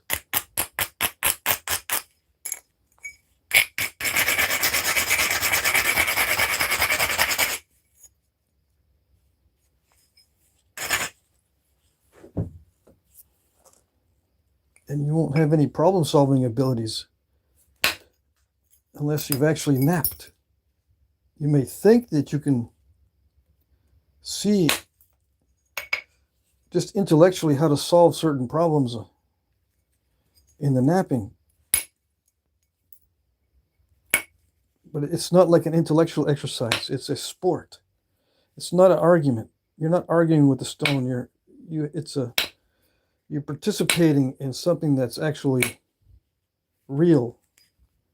It's not like an intellectual argument where you can just learn the rules and then start doing it without having to practice. You just have to learn what is rational, what isn't, what's the rules of the argument, what's the subject matter, all that stuff. You don't have to practice over and over and over again. Many people on the internet, they get so used to rhetorical exercises, they forget about actual physical work. It's not like a rhetorical exercise.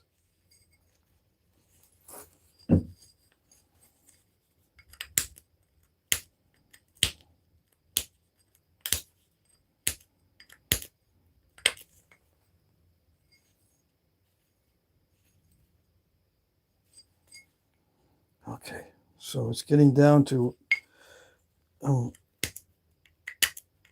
reaching some of the limits of my ability here, because when I start to encounter stuff like that, that means it's getting a little bit difficult to run those flakes properly.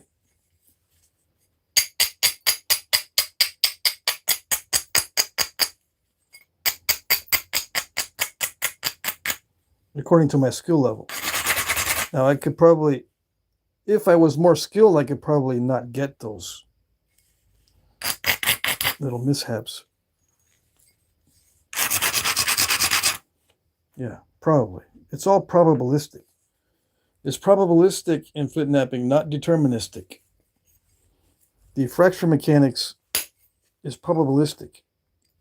It's not fully deterministic. So even if you do everything right, there's still a chance that it could mess up.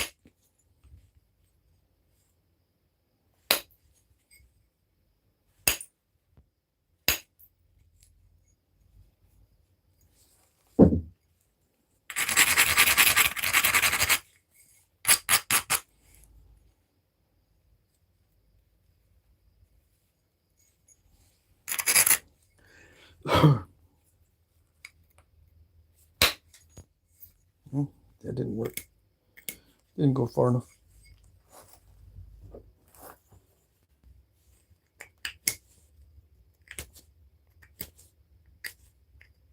I take these out because they interfere with the next flake that's potentially going into that area. If you have excess material, it does interfere with the flake travel.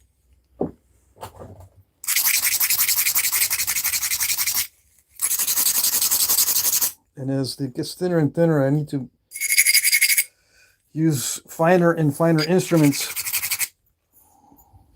like the finer grind on the edge. It becomes more important. The contact with the tool becomes more important as it gets thinner. And yeah, you could be persnickety all the way through, but you waste time. It's really not all that necessary in the beginning stages. But in these stages, it is very important. See how thin that flake was?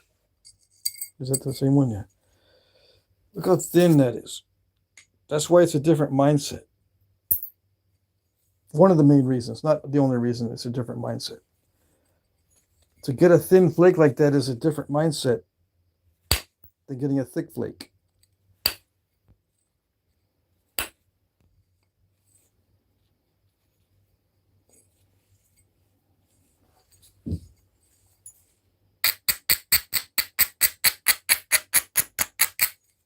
And it's just a very subtle difference in the angle. Very subtle difference. Like it's only a fraction of a degree, the difference in getting a thicker flake and a thinner flake, or the kind of flake you need in a particular situation. It's very subtle. And it only can be learned with lots of practice. Yeah. I don't even know the angles that I'm hitting at. I'm just knowing what is working and what isn't through feel. I feel like it's going to work as I get used to the material.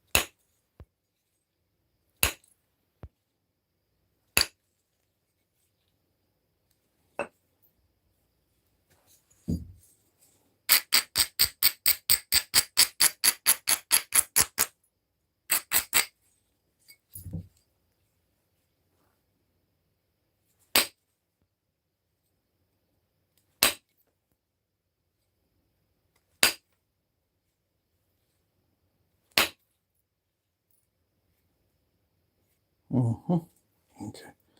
Yeah, and as it starts getting thin, that's when you know it's high grade stone or not. You really don't know if it's high grade until you start getting down to the nitty gritty of final thinning. A higher grade stone will let you get thinner and thinner.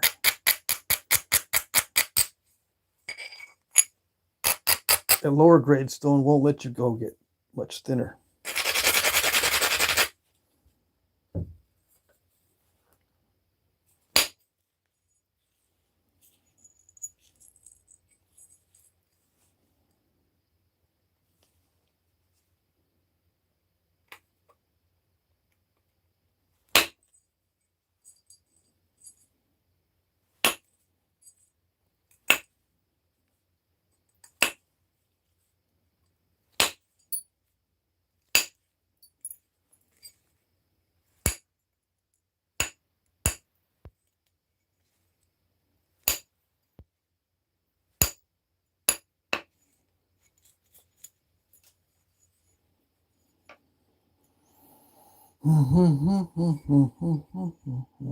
Yeah, so it's just a matter of patience. Okay.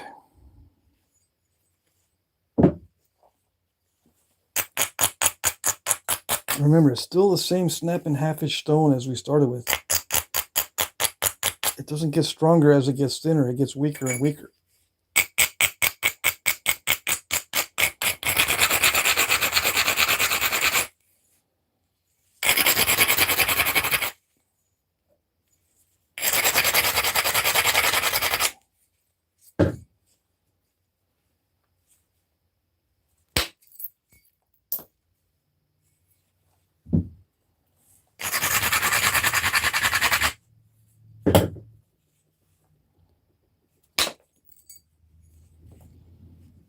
Yeah, as a new guy knapping, one of the hardest things to deal with is that the piece gets weaker and weaker as it gets thinner and thinner, and you are sometimes trying to hit harder and harder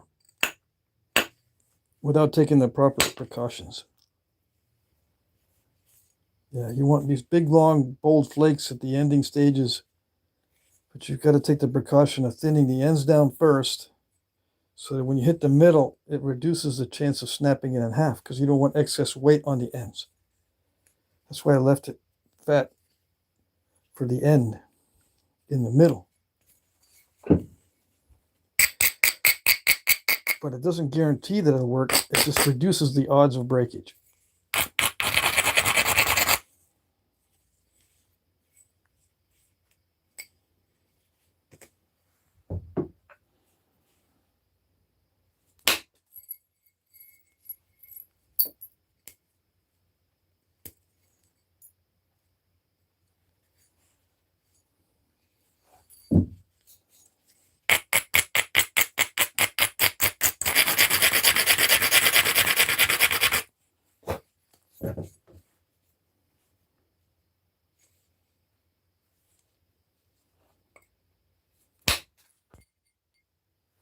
good. A lot of times I hit and hope, and I was hoping big time on that one. Yeah. A lot of the peripheral napping was all to just set up for that one strike, to make sure that I did everything I possibly could to ensure the best chance of success. It's still dicey.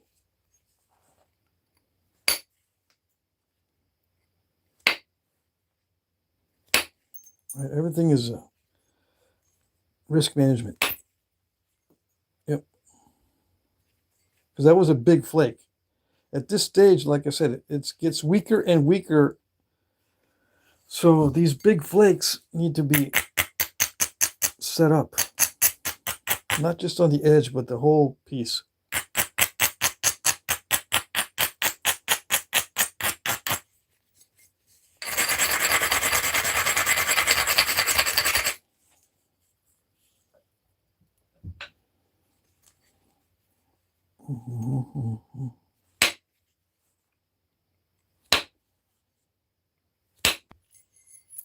I'm attempting to use the minimum amount of force. At this stage, I can't be using overkill. I can use a little bit of overkill at the beginning stages, just so I can speed things up. Sometimes, even at the beginning stage, I'll mess up because I'm removing too much. That's good. But I can't be speeding things up at this stage.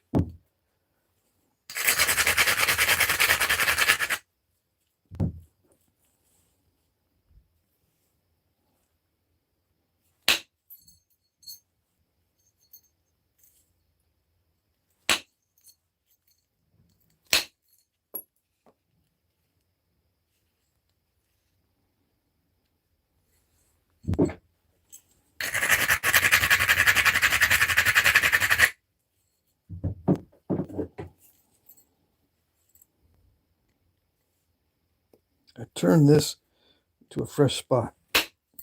It's important that the tool tip be just right, so it maintains a good amount of contact with the edge.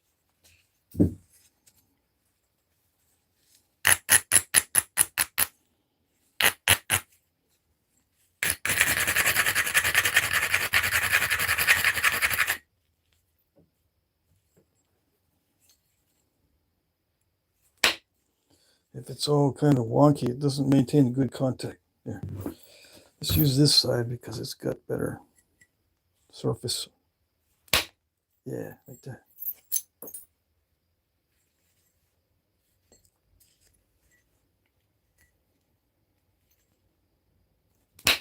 Let's see. I'm hoping it works.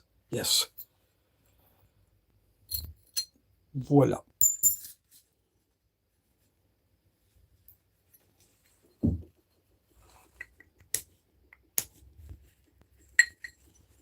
It's not perfect because we got little residual issues here and there, but I like it.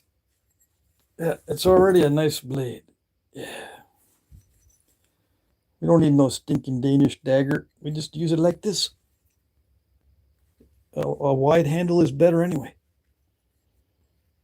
If you constrict it, it'll snap right there. So leave it wide, just like the Maya. If you look at the Maya sculptures in stone, the warriors hold their blades like this. The Aztecs are the other way, where the point is up on here. If I put a point on this end, that's the way the Aztecs held their blades. The Maya held the blades like that. If you look at the sculptures. All right. How do I know? I went down to Mexico. Yeah. My wife was kind of smart. She knew that I want to go look at the Mayan ruins, and she wanted to go to Mexico many times. And so she figured out, hey, you like those little pyramids and stuff, right? And the Maya Indians and whatever. Of course I do. Let's go. Let's go to Mexico. Wait, what? Yeah.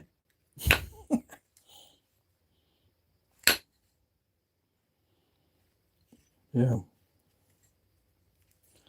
Anyways, that's it for the final thinning. I'm not going to go thinner than that.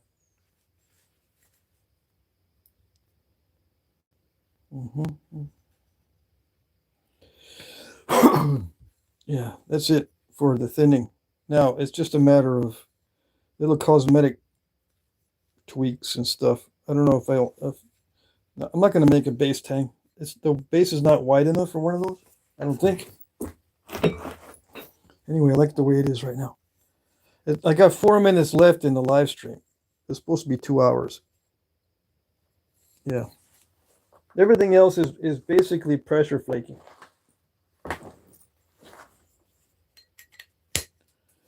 Yeah. It's just pressure flaking and little repairs, little notching here and there.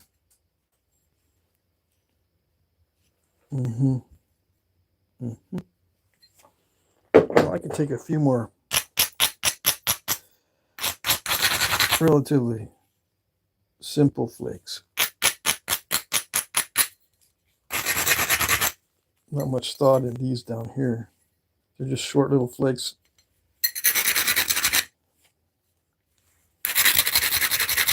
I can take those.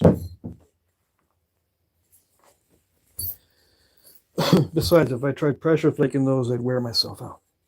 To do a long flake, like in through here, just long flakes to thin that down. Just to get a flake like that with pressure, it takes an enormous amount of force.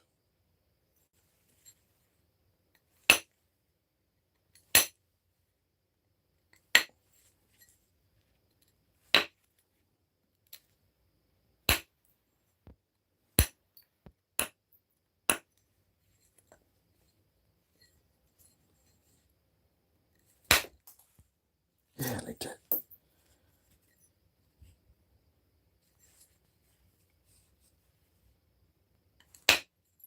Yeah, like that.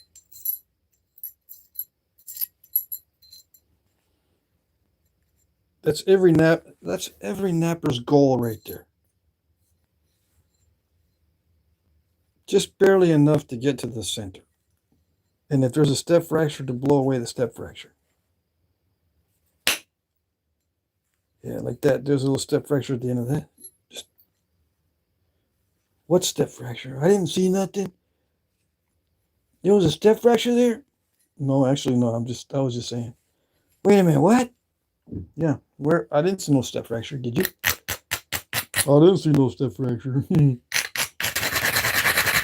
Wait, what? Yeah. I'm seeing things? Yes, you're seeing things.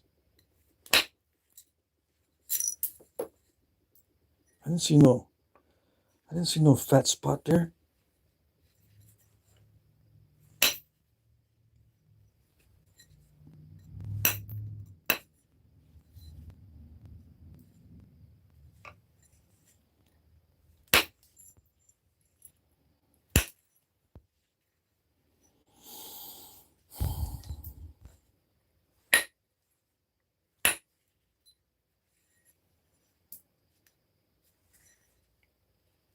Yeah, there are little persnickety things that I could do, but I'll be here all day doing the persnicketies.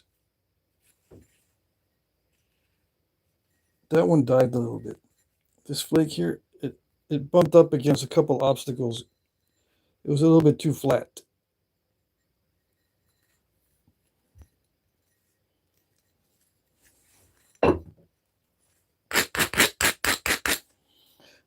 The flake path was a little bit too flat. I should have not taken that one. How about that one? Yeah, that was reasonable.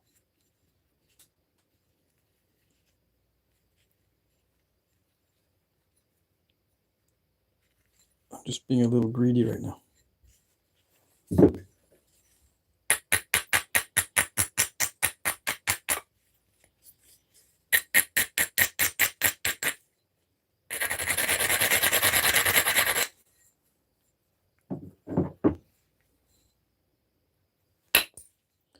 Greed is not that good in Flintknapping, with one exception.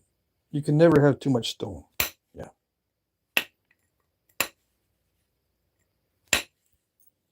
But if you're greedy with the thinness, it's not a good thing.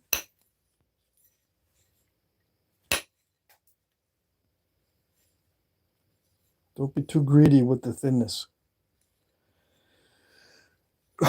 Yeah.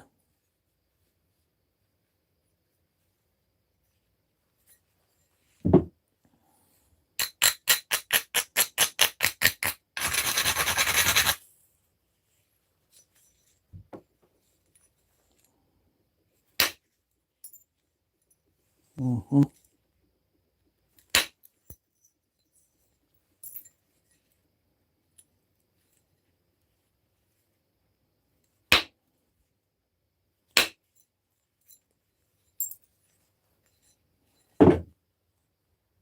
Okay. Where is it?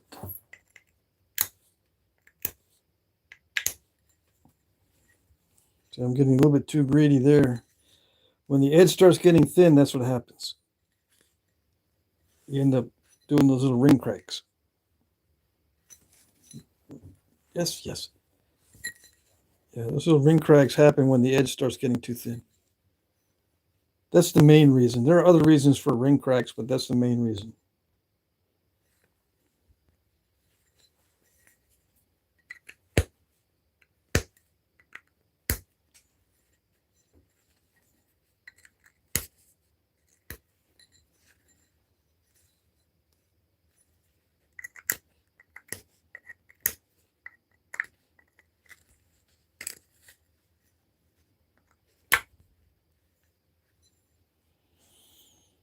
Yes, let's see if it has translucency.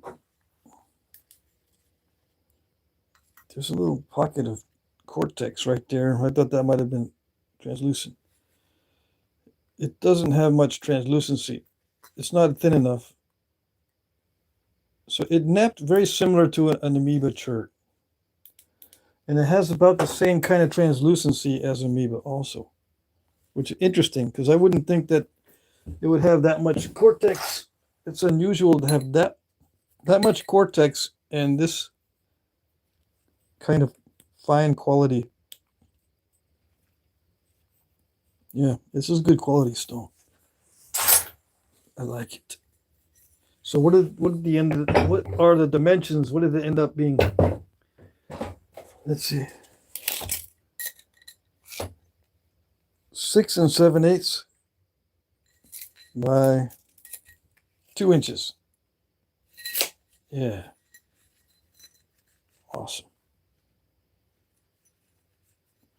What's the ratio? That's a good question. I take the ratio at the widest part. Well, I'll take the ratio of different parts, but the widest part would be right in the middle, right?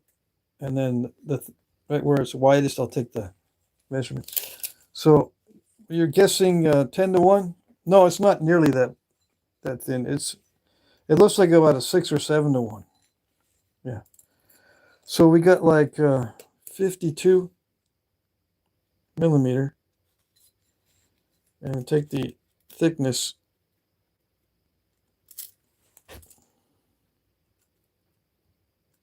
I can't see.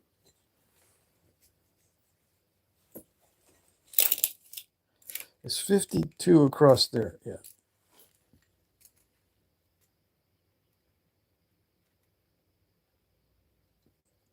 Uh, 52 divided by, what is it, 7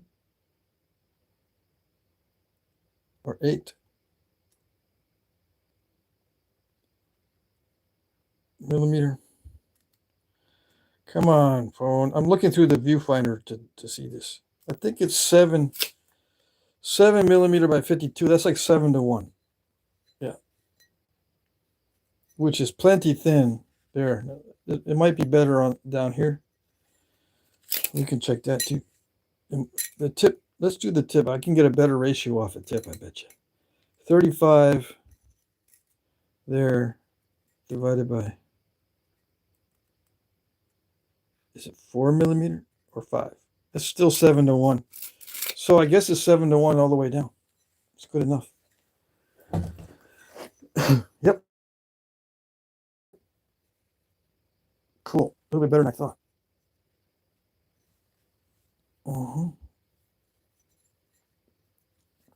Yeah, I like it. I'm happy with that stone. I didn't realize I had such a good piece of stone. It doesn't look like it's nappable, does it? It looks like a misery to nap, but it's actually not bad quality. So some archaeologists will make a mistake and say this is cruddy stone and they made something beautiful out of it. No, this is not cruddy stone. It just looks cruddy. Yeah, thanks, Marty. But yeah, this looks like really cruddy stone that's hard to nap, but it's not. So, you find artifacts made of stuff that looks cruddy, but it's beautiful. It's probably because they found this kind of stone that looks cruddy but doesn't act cruddy. All right? All right.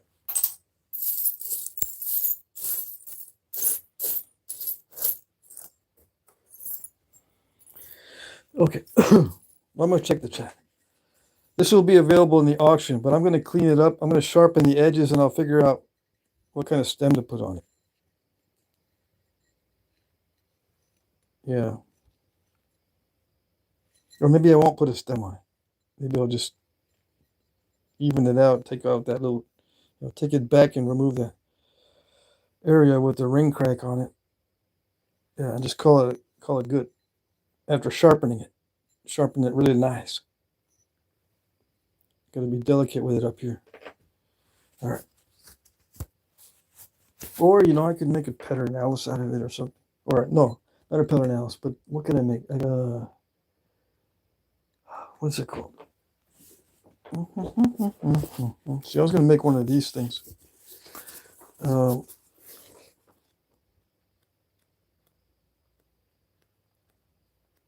Some people are under the impression I could probably make a Clovis out of it. Just flute it. Yeah, that'd be a big mistake.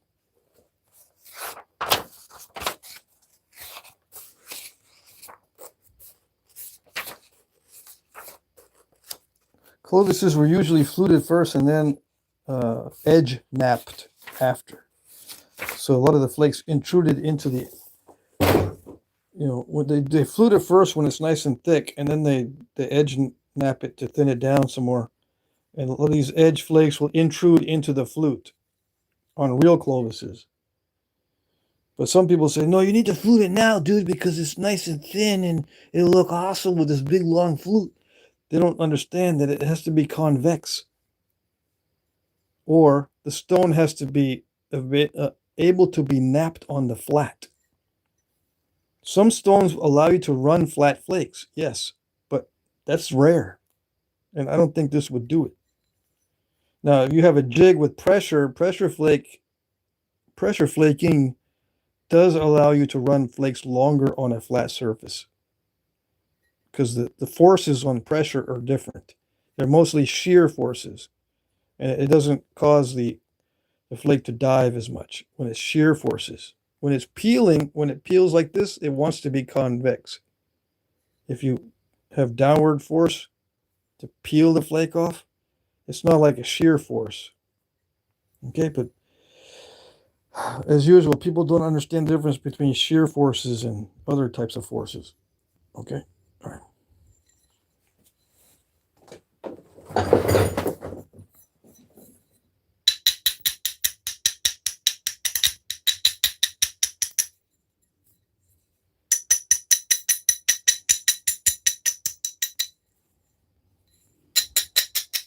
That was easy.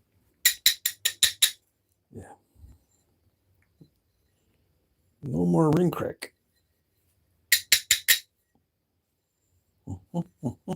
Okay. I can't remember the name of that point that I could make out of this.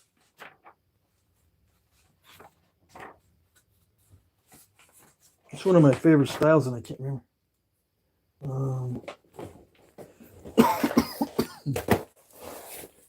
Skim through here.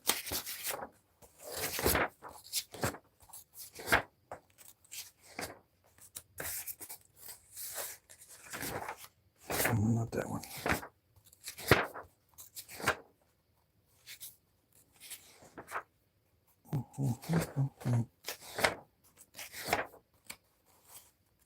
Bull Verde, that's it.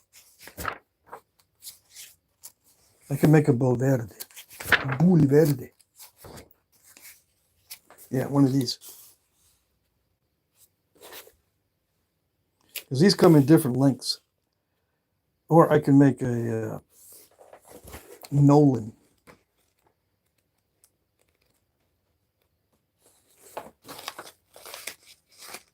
And then JKLMN.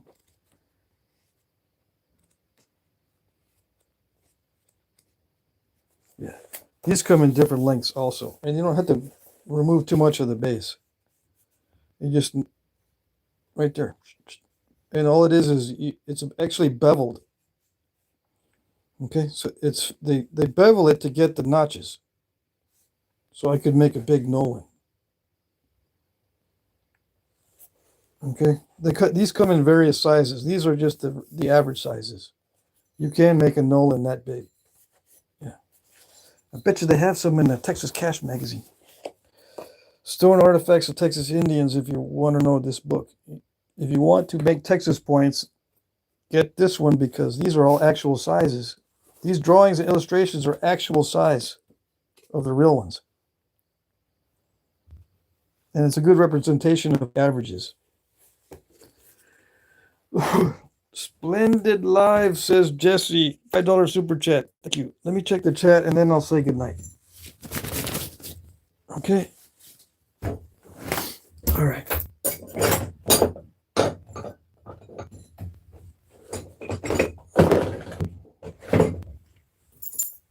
Okay. And hopefully tomorrow there won't be so much pollen or whatever.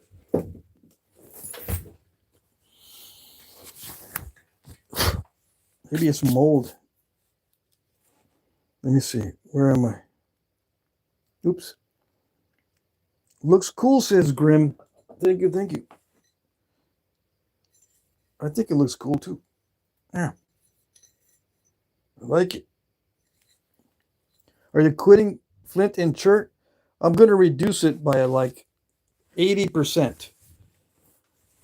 In the next year or so, I'm going to reduce my Chert and Flintknapping by about 80%. And I'm going to focus on obsidian and glass, mainly. That's my plan. Okay? Because I got to reduce my silica exposure. I've already exposed myself a lot. See, I want to do it before the winter comes because that's when I'm enclosed in here a lot. And I exposed myself already to probably 3 years of silica dust. Even if I wear a mask, which I do, still, the silica doesn't go away from your lungs. It accumulates. So even a small amount, 3 times or 4 times a week, will build up over time. So I've got to reduce it. Glass in the lungs can be dissolved by the lungs chemical processes, but silica, the crystalline silica that's in the chert and flint, cannot be dissolved by the body. It stays there, and it causes irritation. If you are sensitive to the irritation, you can get silicosis and possibly cancer. I don't know if I'm sensitive to it, but I'm not going to take a chance. Yeah, it produces dust, and it does contain silica, but it's not crystalline silica in obsidian. This is crystalline silica, which doesn't dissolve in the lungs like glass does. See, the lungs have this natural ability to dissolve particulate matter and get rid of it. Or, there's many different ways that the lungs use to get junk out of itself. One of them is a chemical reaction that dissolves the particulate matter or whatever. It can't deal with the silica, crystalline silica dust. Yeah. So that's why it accumulates, and then it becomes an irritant in the lungs. And that's what causes silicosis. Causes scar tissue because of the irritation and all that kind of stuff. All right.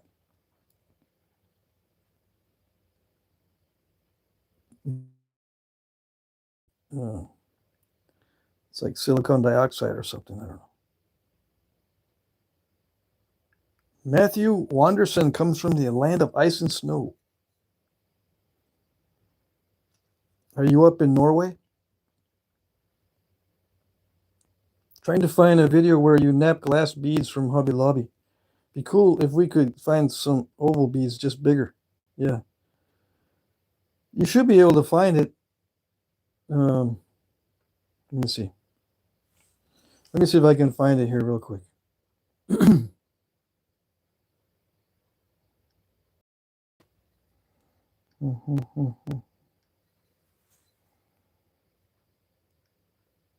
Let's see. You can find large glass beads and some, you know, the big large blobs, glass blobs. I guess they're called. What are they called? Or you can just, you know, make your own in a microwave kiln.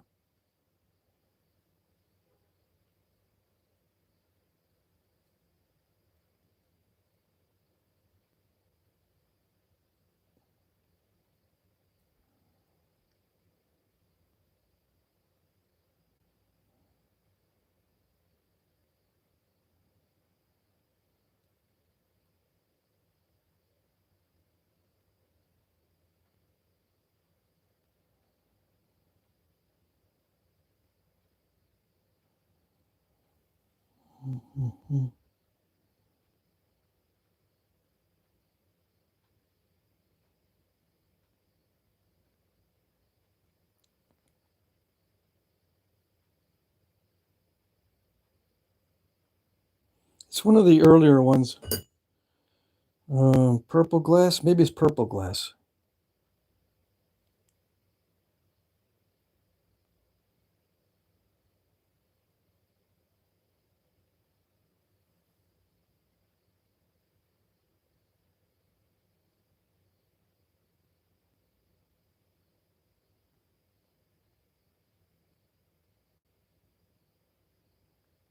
Somebody tell me the name of those things. They're not glass beads or something else. They're called something else. Cabochon? I don't know. What are those glass things called? Yeah, it's hard to find some of these videos.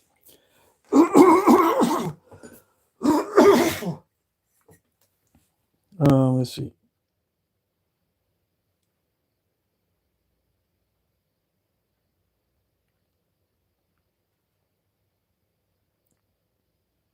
There it is. 743. Flintknapping aquarium glass. Yeah. 743. Just type in Jack Crafty 743. Okay. You can see what I can do. Yeah. That's an old one, right? 7 years ago. Yeah. I'll be doing more of this kind of stuff in the future. Yep. Let's see.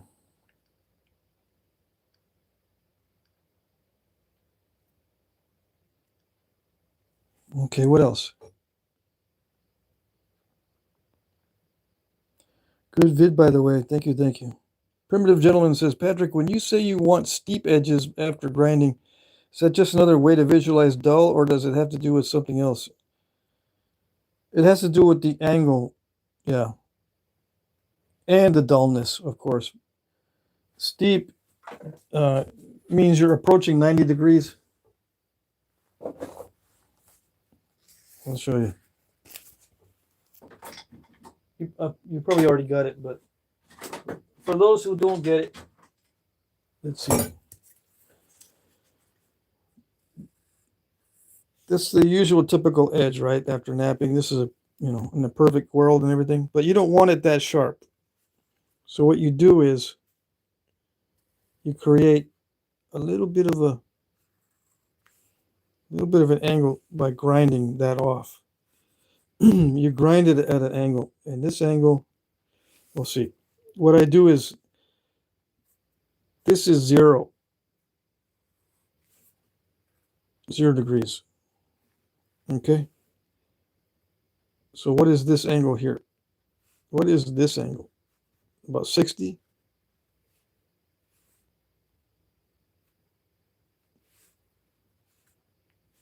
From 0. And Steep is when you start to approach 90 degrees. So 60 is more steep than 45, let's say. And yeah, you want to grind it at an angle like this. 60 is the average, I think. So your flaker, either pressure or percussion, will hit that.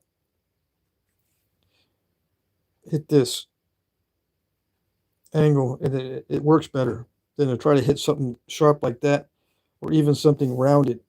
If it's rounded like this, sometimes the flaker will slip.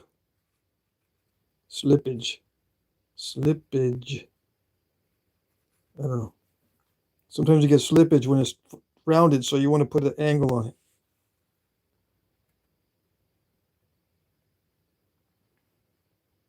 Okay. But sometimes it works better with a rounded. It depends on the stone. Yeah, it does. You got to experiment with it. Like when you do flake over grind, like with fog knapping, just a little bit of a added information. Flake over grind. Sometimes that angle is actually 90. They'll grind it. They'll take that completely off to a 90 and then do their pressure flaking. But it's mainly for pressure if it's a straight 90. For percussion and pressure in general, it's about a 60.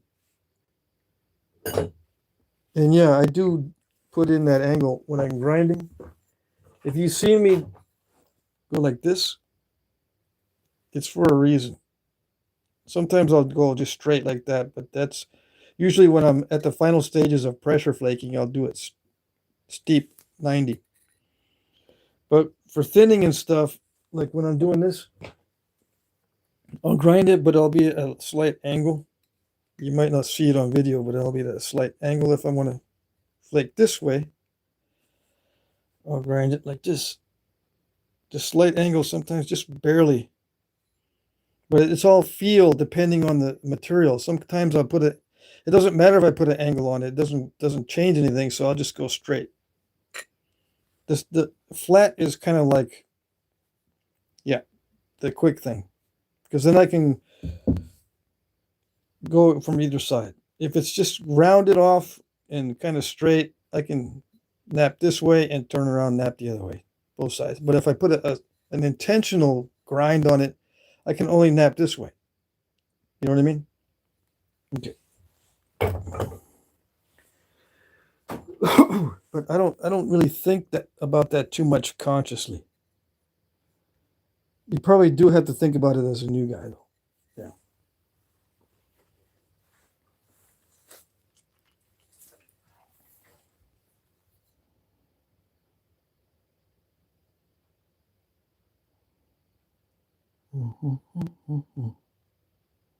Mike Mason, what's the angle, dude? What's the angle?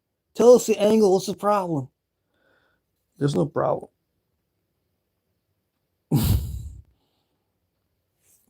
Primitive Gentleman. Thanks, Patrick. Excellent explanation. Last question. What's your top favorite book similar to Yaki Archery? Any all-time favorites?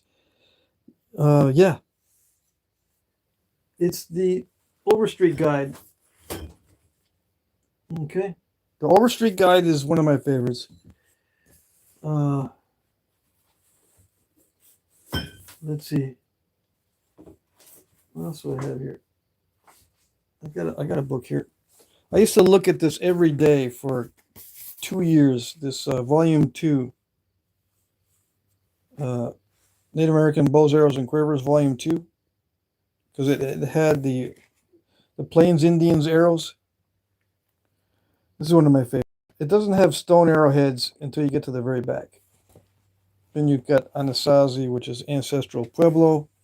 Then you get some actual stone arrowheads. This is actual size. These are actual size stone, or these are obsidian arrowheads. Okay, again, Anasazi or ancestral Pueblo.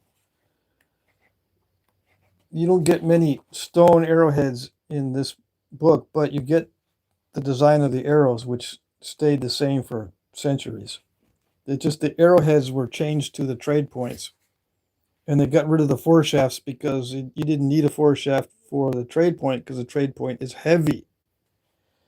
The combination of foreshaft and arrowhead is heavy, so you can have a weight forward arrow. But if you've got heaviness in the steel itself, you don't need the extra foreshaft for the weight forward heaviness. And these were expendable. They got to where these arrows were expendable for warfare, so they didn't care too much about replacing them. You know what I mean? You don't need to recover them. Whereas if you have foreshafts, you can recover the main shaft if you need to. These are Apache, and these are stone arrowheads, actual size. But yeah, volume 2. Okay. All right. But there's a lot of books. If you look up Jack Crafty books, I'll show you the kind of books that I like.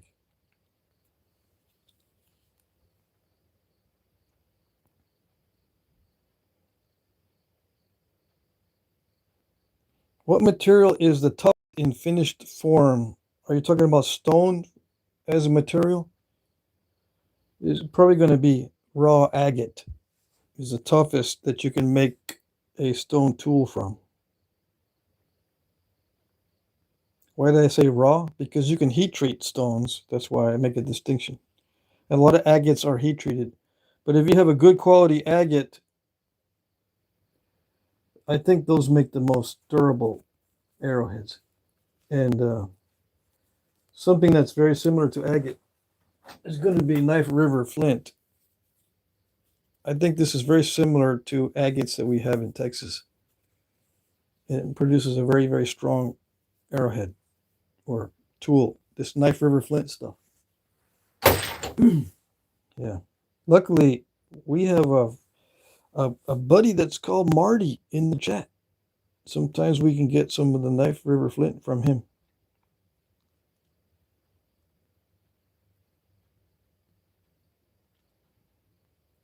Let's see. Makes them durable but harder to knap. Yeah. Toughest material for a spearhead, let's say. In terms of stone, the toughest material, again, is going to be some kind of agate or, a tough chert.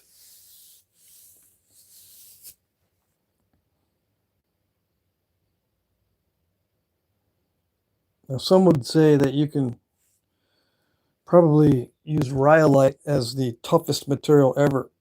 Yeah, rhyolite is very, very tough, but it's very, very difficult to knap. So it's either going to be agate or rhyolite.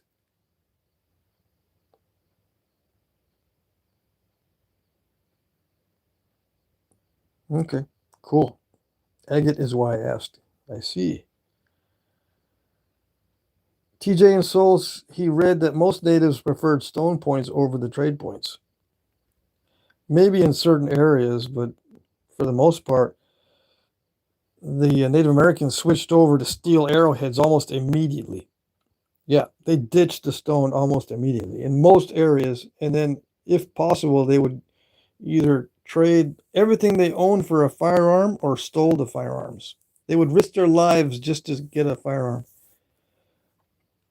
or get trade points. They would trade everything that they owned to get the trade points and the trade knives and all the other steel utensils.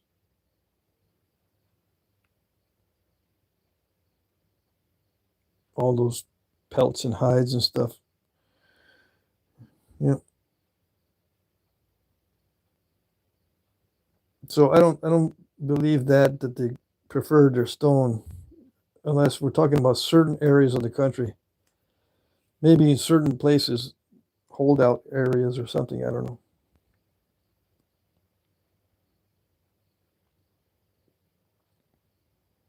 Mm-hmm. Yeah, obsidian snaps easily. But most Native Americans preferred obsidian whenever they could find it because of the sharpness.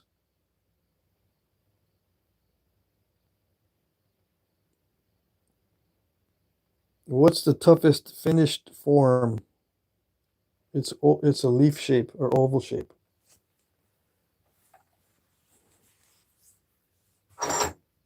The toughest finished form is going to be like this. Teardrop, leaf shaped or oval shaped, with no sharp barbs or ears or anything like that, and a kind of a rounded off. This is not sharpened yet, but you know what I mean? The toughest finished form is like this, with everything convex on the sides and a slightly convex tip, and no notching, no nothing, just straight leaf shape. That's the toughest form. And thickest right where the joint ends between the wood and the stone has to be thickest right there, because that's where it'll snap. Okay, so thickest right where the joint ends between the wood and the stone, thickest right there. And this shape, oval or teardrop shape.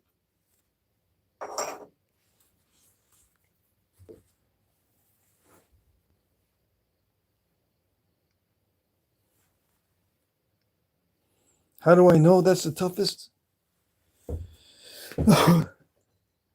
Well, it's kind of an engineering question. When you study the stresses on the point in the haft, you can see that that's going to be the strongest. Why did the natives never make high-powered crossbows? Probably because they didn't need them. They made powerful bows, but crossbows. One of the main reasons why crossbows became popular is because you could develop a bow that wouldn't deform when drawn and left drawn for long periods of time. Okay?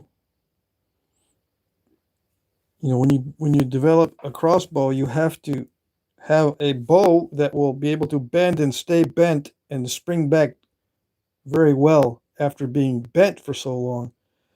All the natural materials prior to iron, with a few exceptions, because we're not talking about laminated horn and sinew bows. Even horn and sinew bows will retain that shape when you make a crossbow, right? And you cock it and leave it cocked for long periods of time.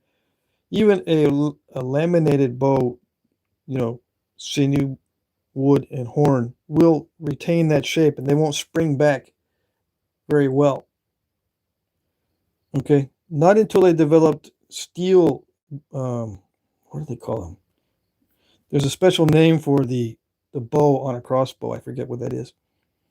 But until they came up with steel ones or other materials other than wood, crossbows were not efficient.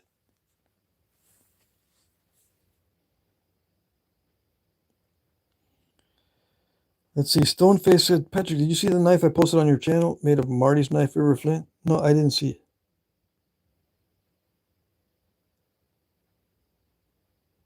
Matthew Anderson says the knights used petrified wood a bunch of times. I don't know what you've been reading, but I don't think so. What have you guys been reading? You have on Reddit, have you? You better not have been on Reddit. No.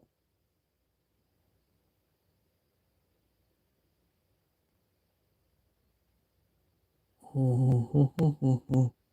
don't know.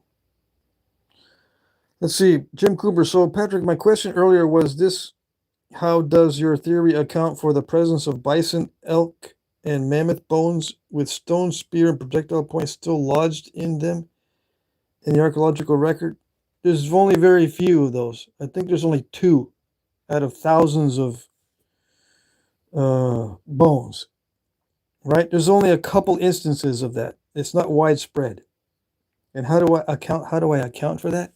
Well, obviously, somebody stuck the mammoth somebody stuck the mammoth with a point, or bison and elk. You're grouping bison, elk, and mammoth together, though. There's different amounts of projectile points stuck in these bones. It's very rare to see anything stuck in a mammoth bone. It's more common to see points stuck in bison. I think bison is the most common that you can see stuff stuck in the bones.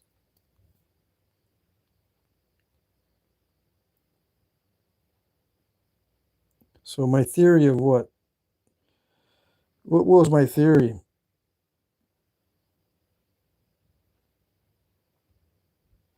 Let me see. Let me see if I can find your earlier question.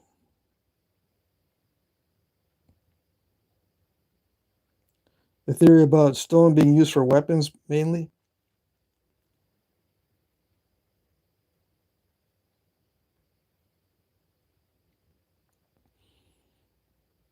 You know how ancient man used to hunt animals, right? I mean,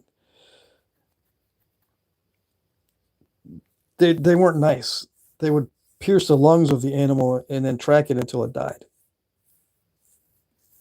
You don't need stone for that. You can use stone points for that.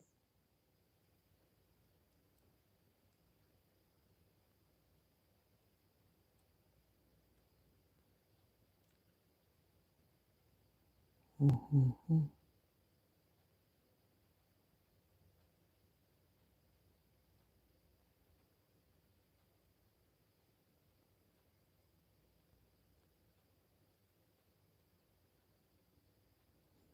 Mm-hmm. Okay.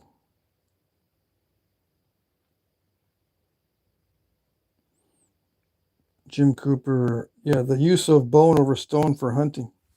I would think so. I think stone was reserved since it's very difficult to make a stone point back in the day than it was to make a bone point. Simply from the standpoint of availability, I think bone was used a lot more for hunting. Just because it was so rare to find good stone, and you had to travel sometimes many, many miles to find good stone. Whereas to find bone, you just look in your trash pile. I mean, you've got bones in your campsite all the time. Your wife and kids are complaining about the stinky bones. Dad, go throw the stinky bones away. They're all stinky. We got animals coming around. You gotta get rid of all these bones. Look at all the bones. So you make all your arrowheads out of it. Yeah. Or your spearheads or whatever.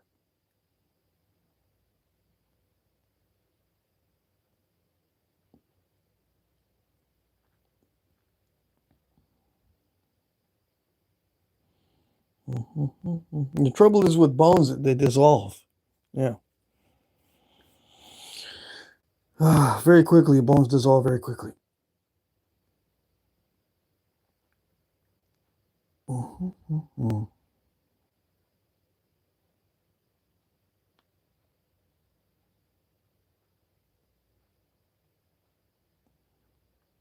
Let's see. What else? Anything else? Okay. I'm going to say goodnight. Let's see. I'm looking to see. Aztecs did make bronze. No, I think you're confusing them with the Incas. I think the Incas were uh, advanced in metallurgy. I don't think Aztecs would make bronze. I could be wrong. I think it was the Incas or somewhere, some other tribe similar to the Inca.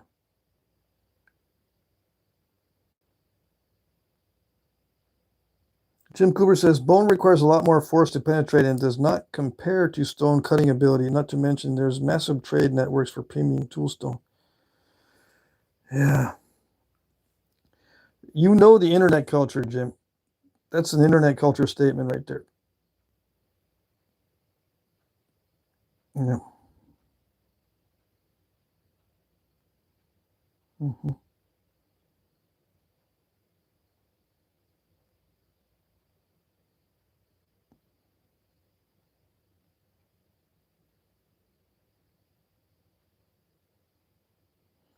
Just try your own experimentations on the force required to penetrate different hides and stuff.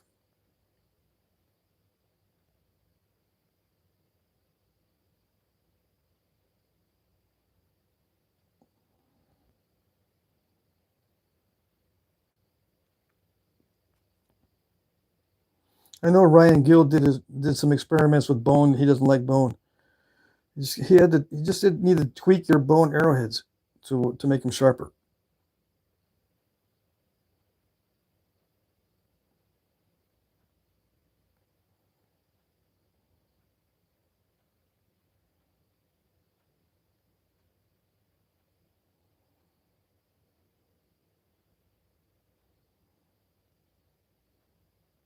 And if you need more force, you just use more force. I mean, animal teeth are not made from stone, and animals have been using teeth for millions of years to penetrate hides, tear open hides, and they use teeth that are not sharp.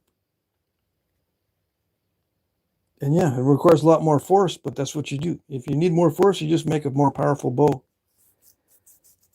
And you train yourself for more strength. You know, so you can maybe throw a throwing spear harder.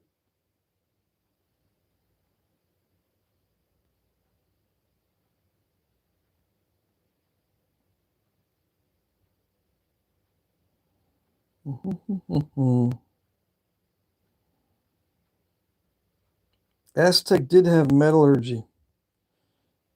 Yeah.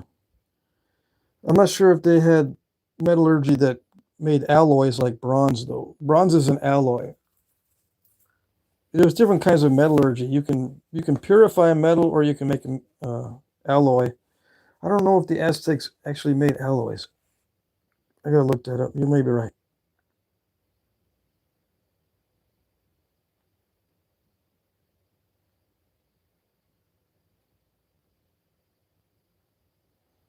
Is that it?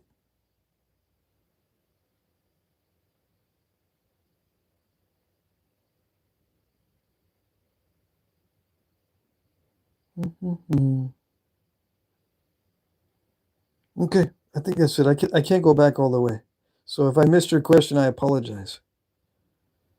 Wikipedia says mostly gold. Yeah, the Aztecs were very good at finding and utilizing gold for various things. Yeah. Hey, the bronze could be internet culture, but I heard it where, yeah, I mean bronze. I think bronze was uh, used, but it wasn't the tin and copper bronze. I think it was like some other alloy of bronze.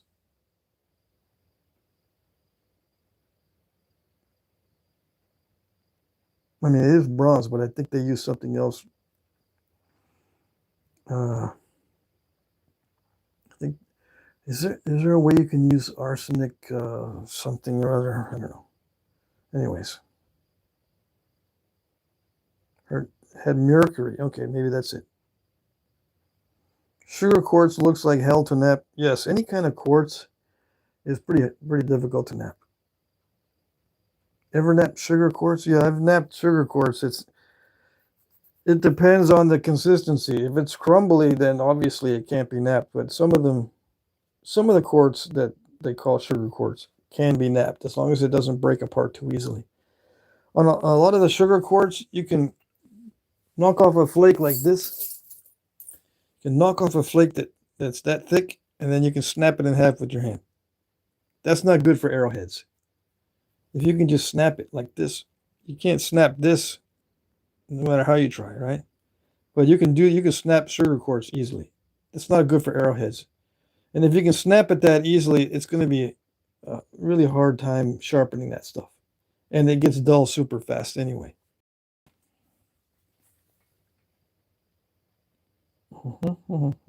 Arsenic. Yeah, the arsenic.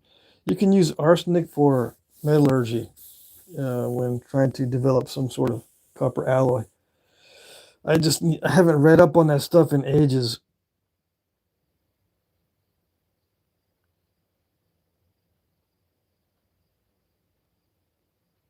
All right, I'm going to say good night. Take care, everybody. We're here every night, same bat station, same bat channel, same bat station. Remember watching Batman? Arsenic is part of copper production. Okay, yeah. Philip Truitt says, we have a lot of artifacts in Georgia made from it and was wondering if it was difficult. Yeah, it's difficult. You just have to look around a lot in the quartz to find the stuff that's good enough for arrowheads. You got to break a lot of rocks to find the good stuff. Some of it can be knapped. I've tried it before. I mean, some of it will retain the edge and all that.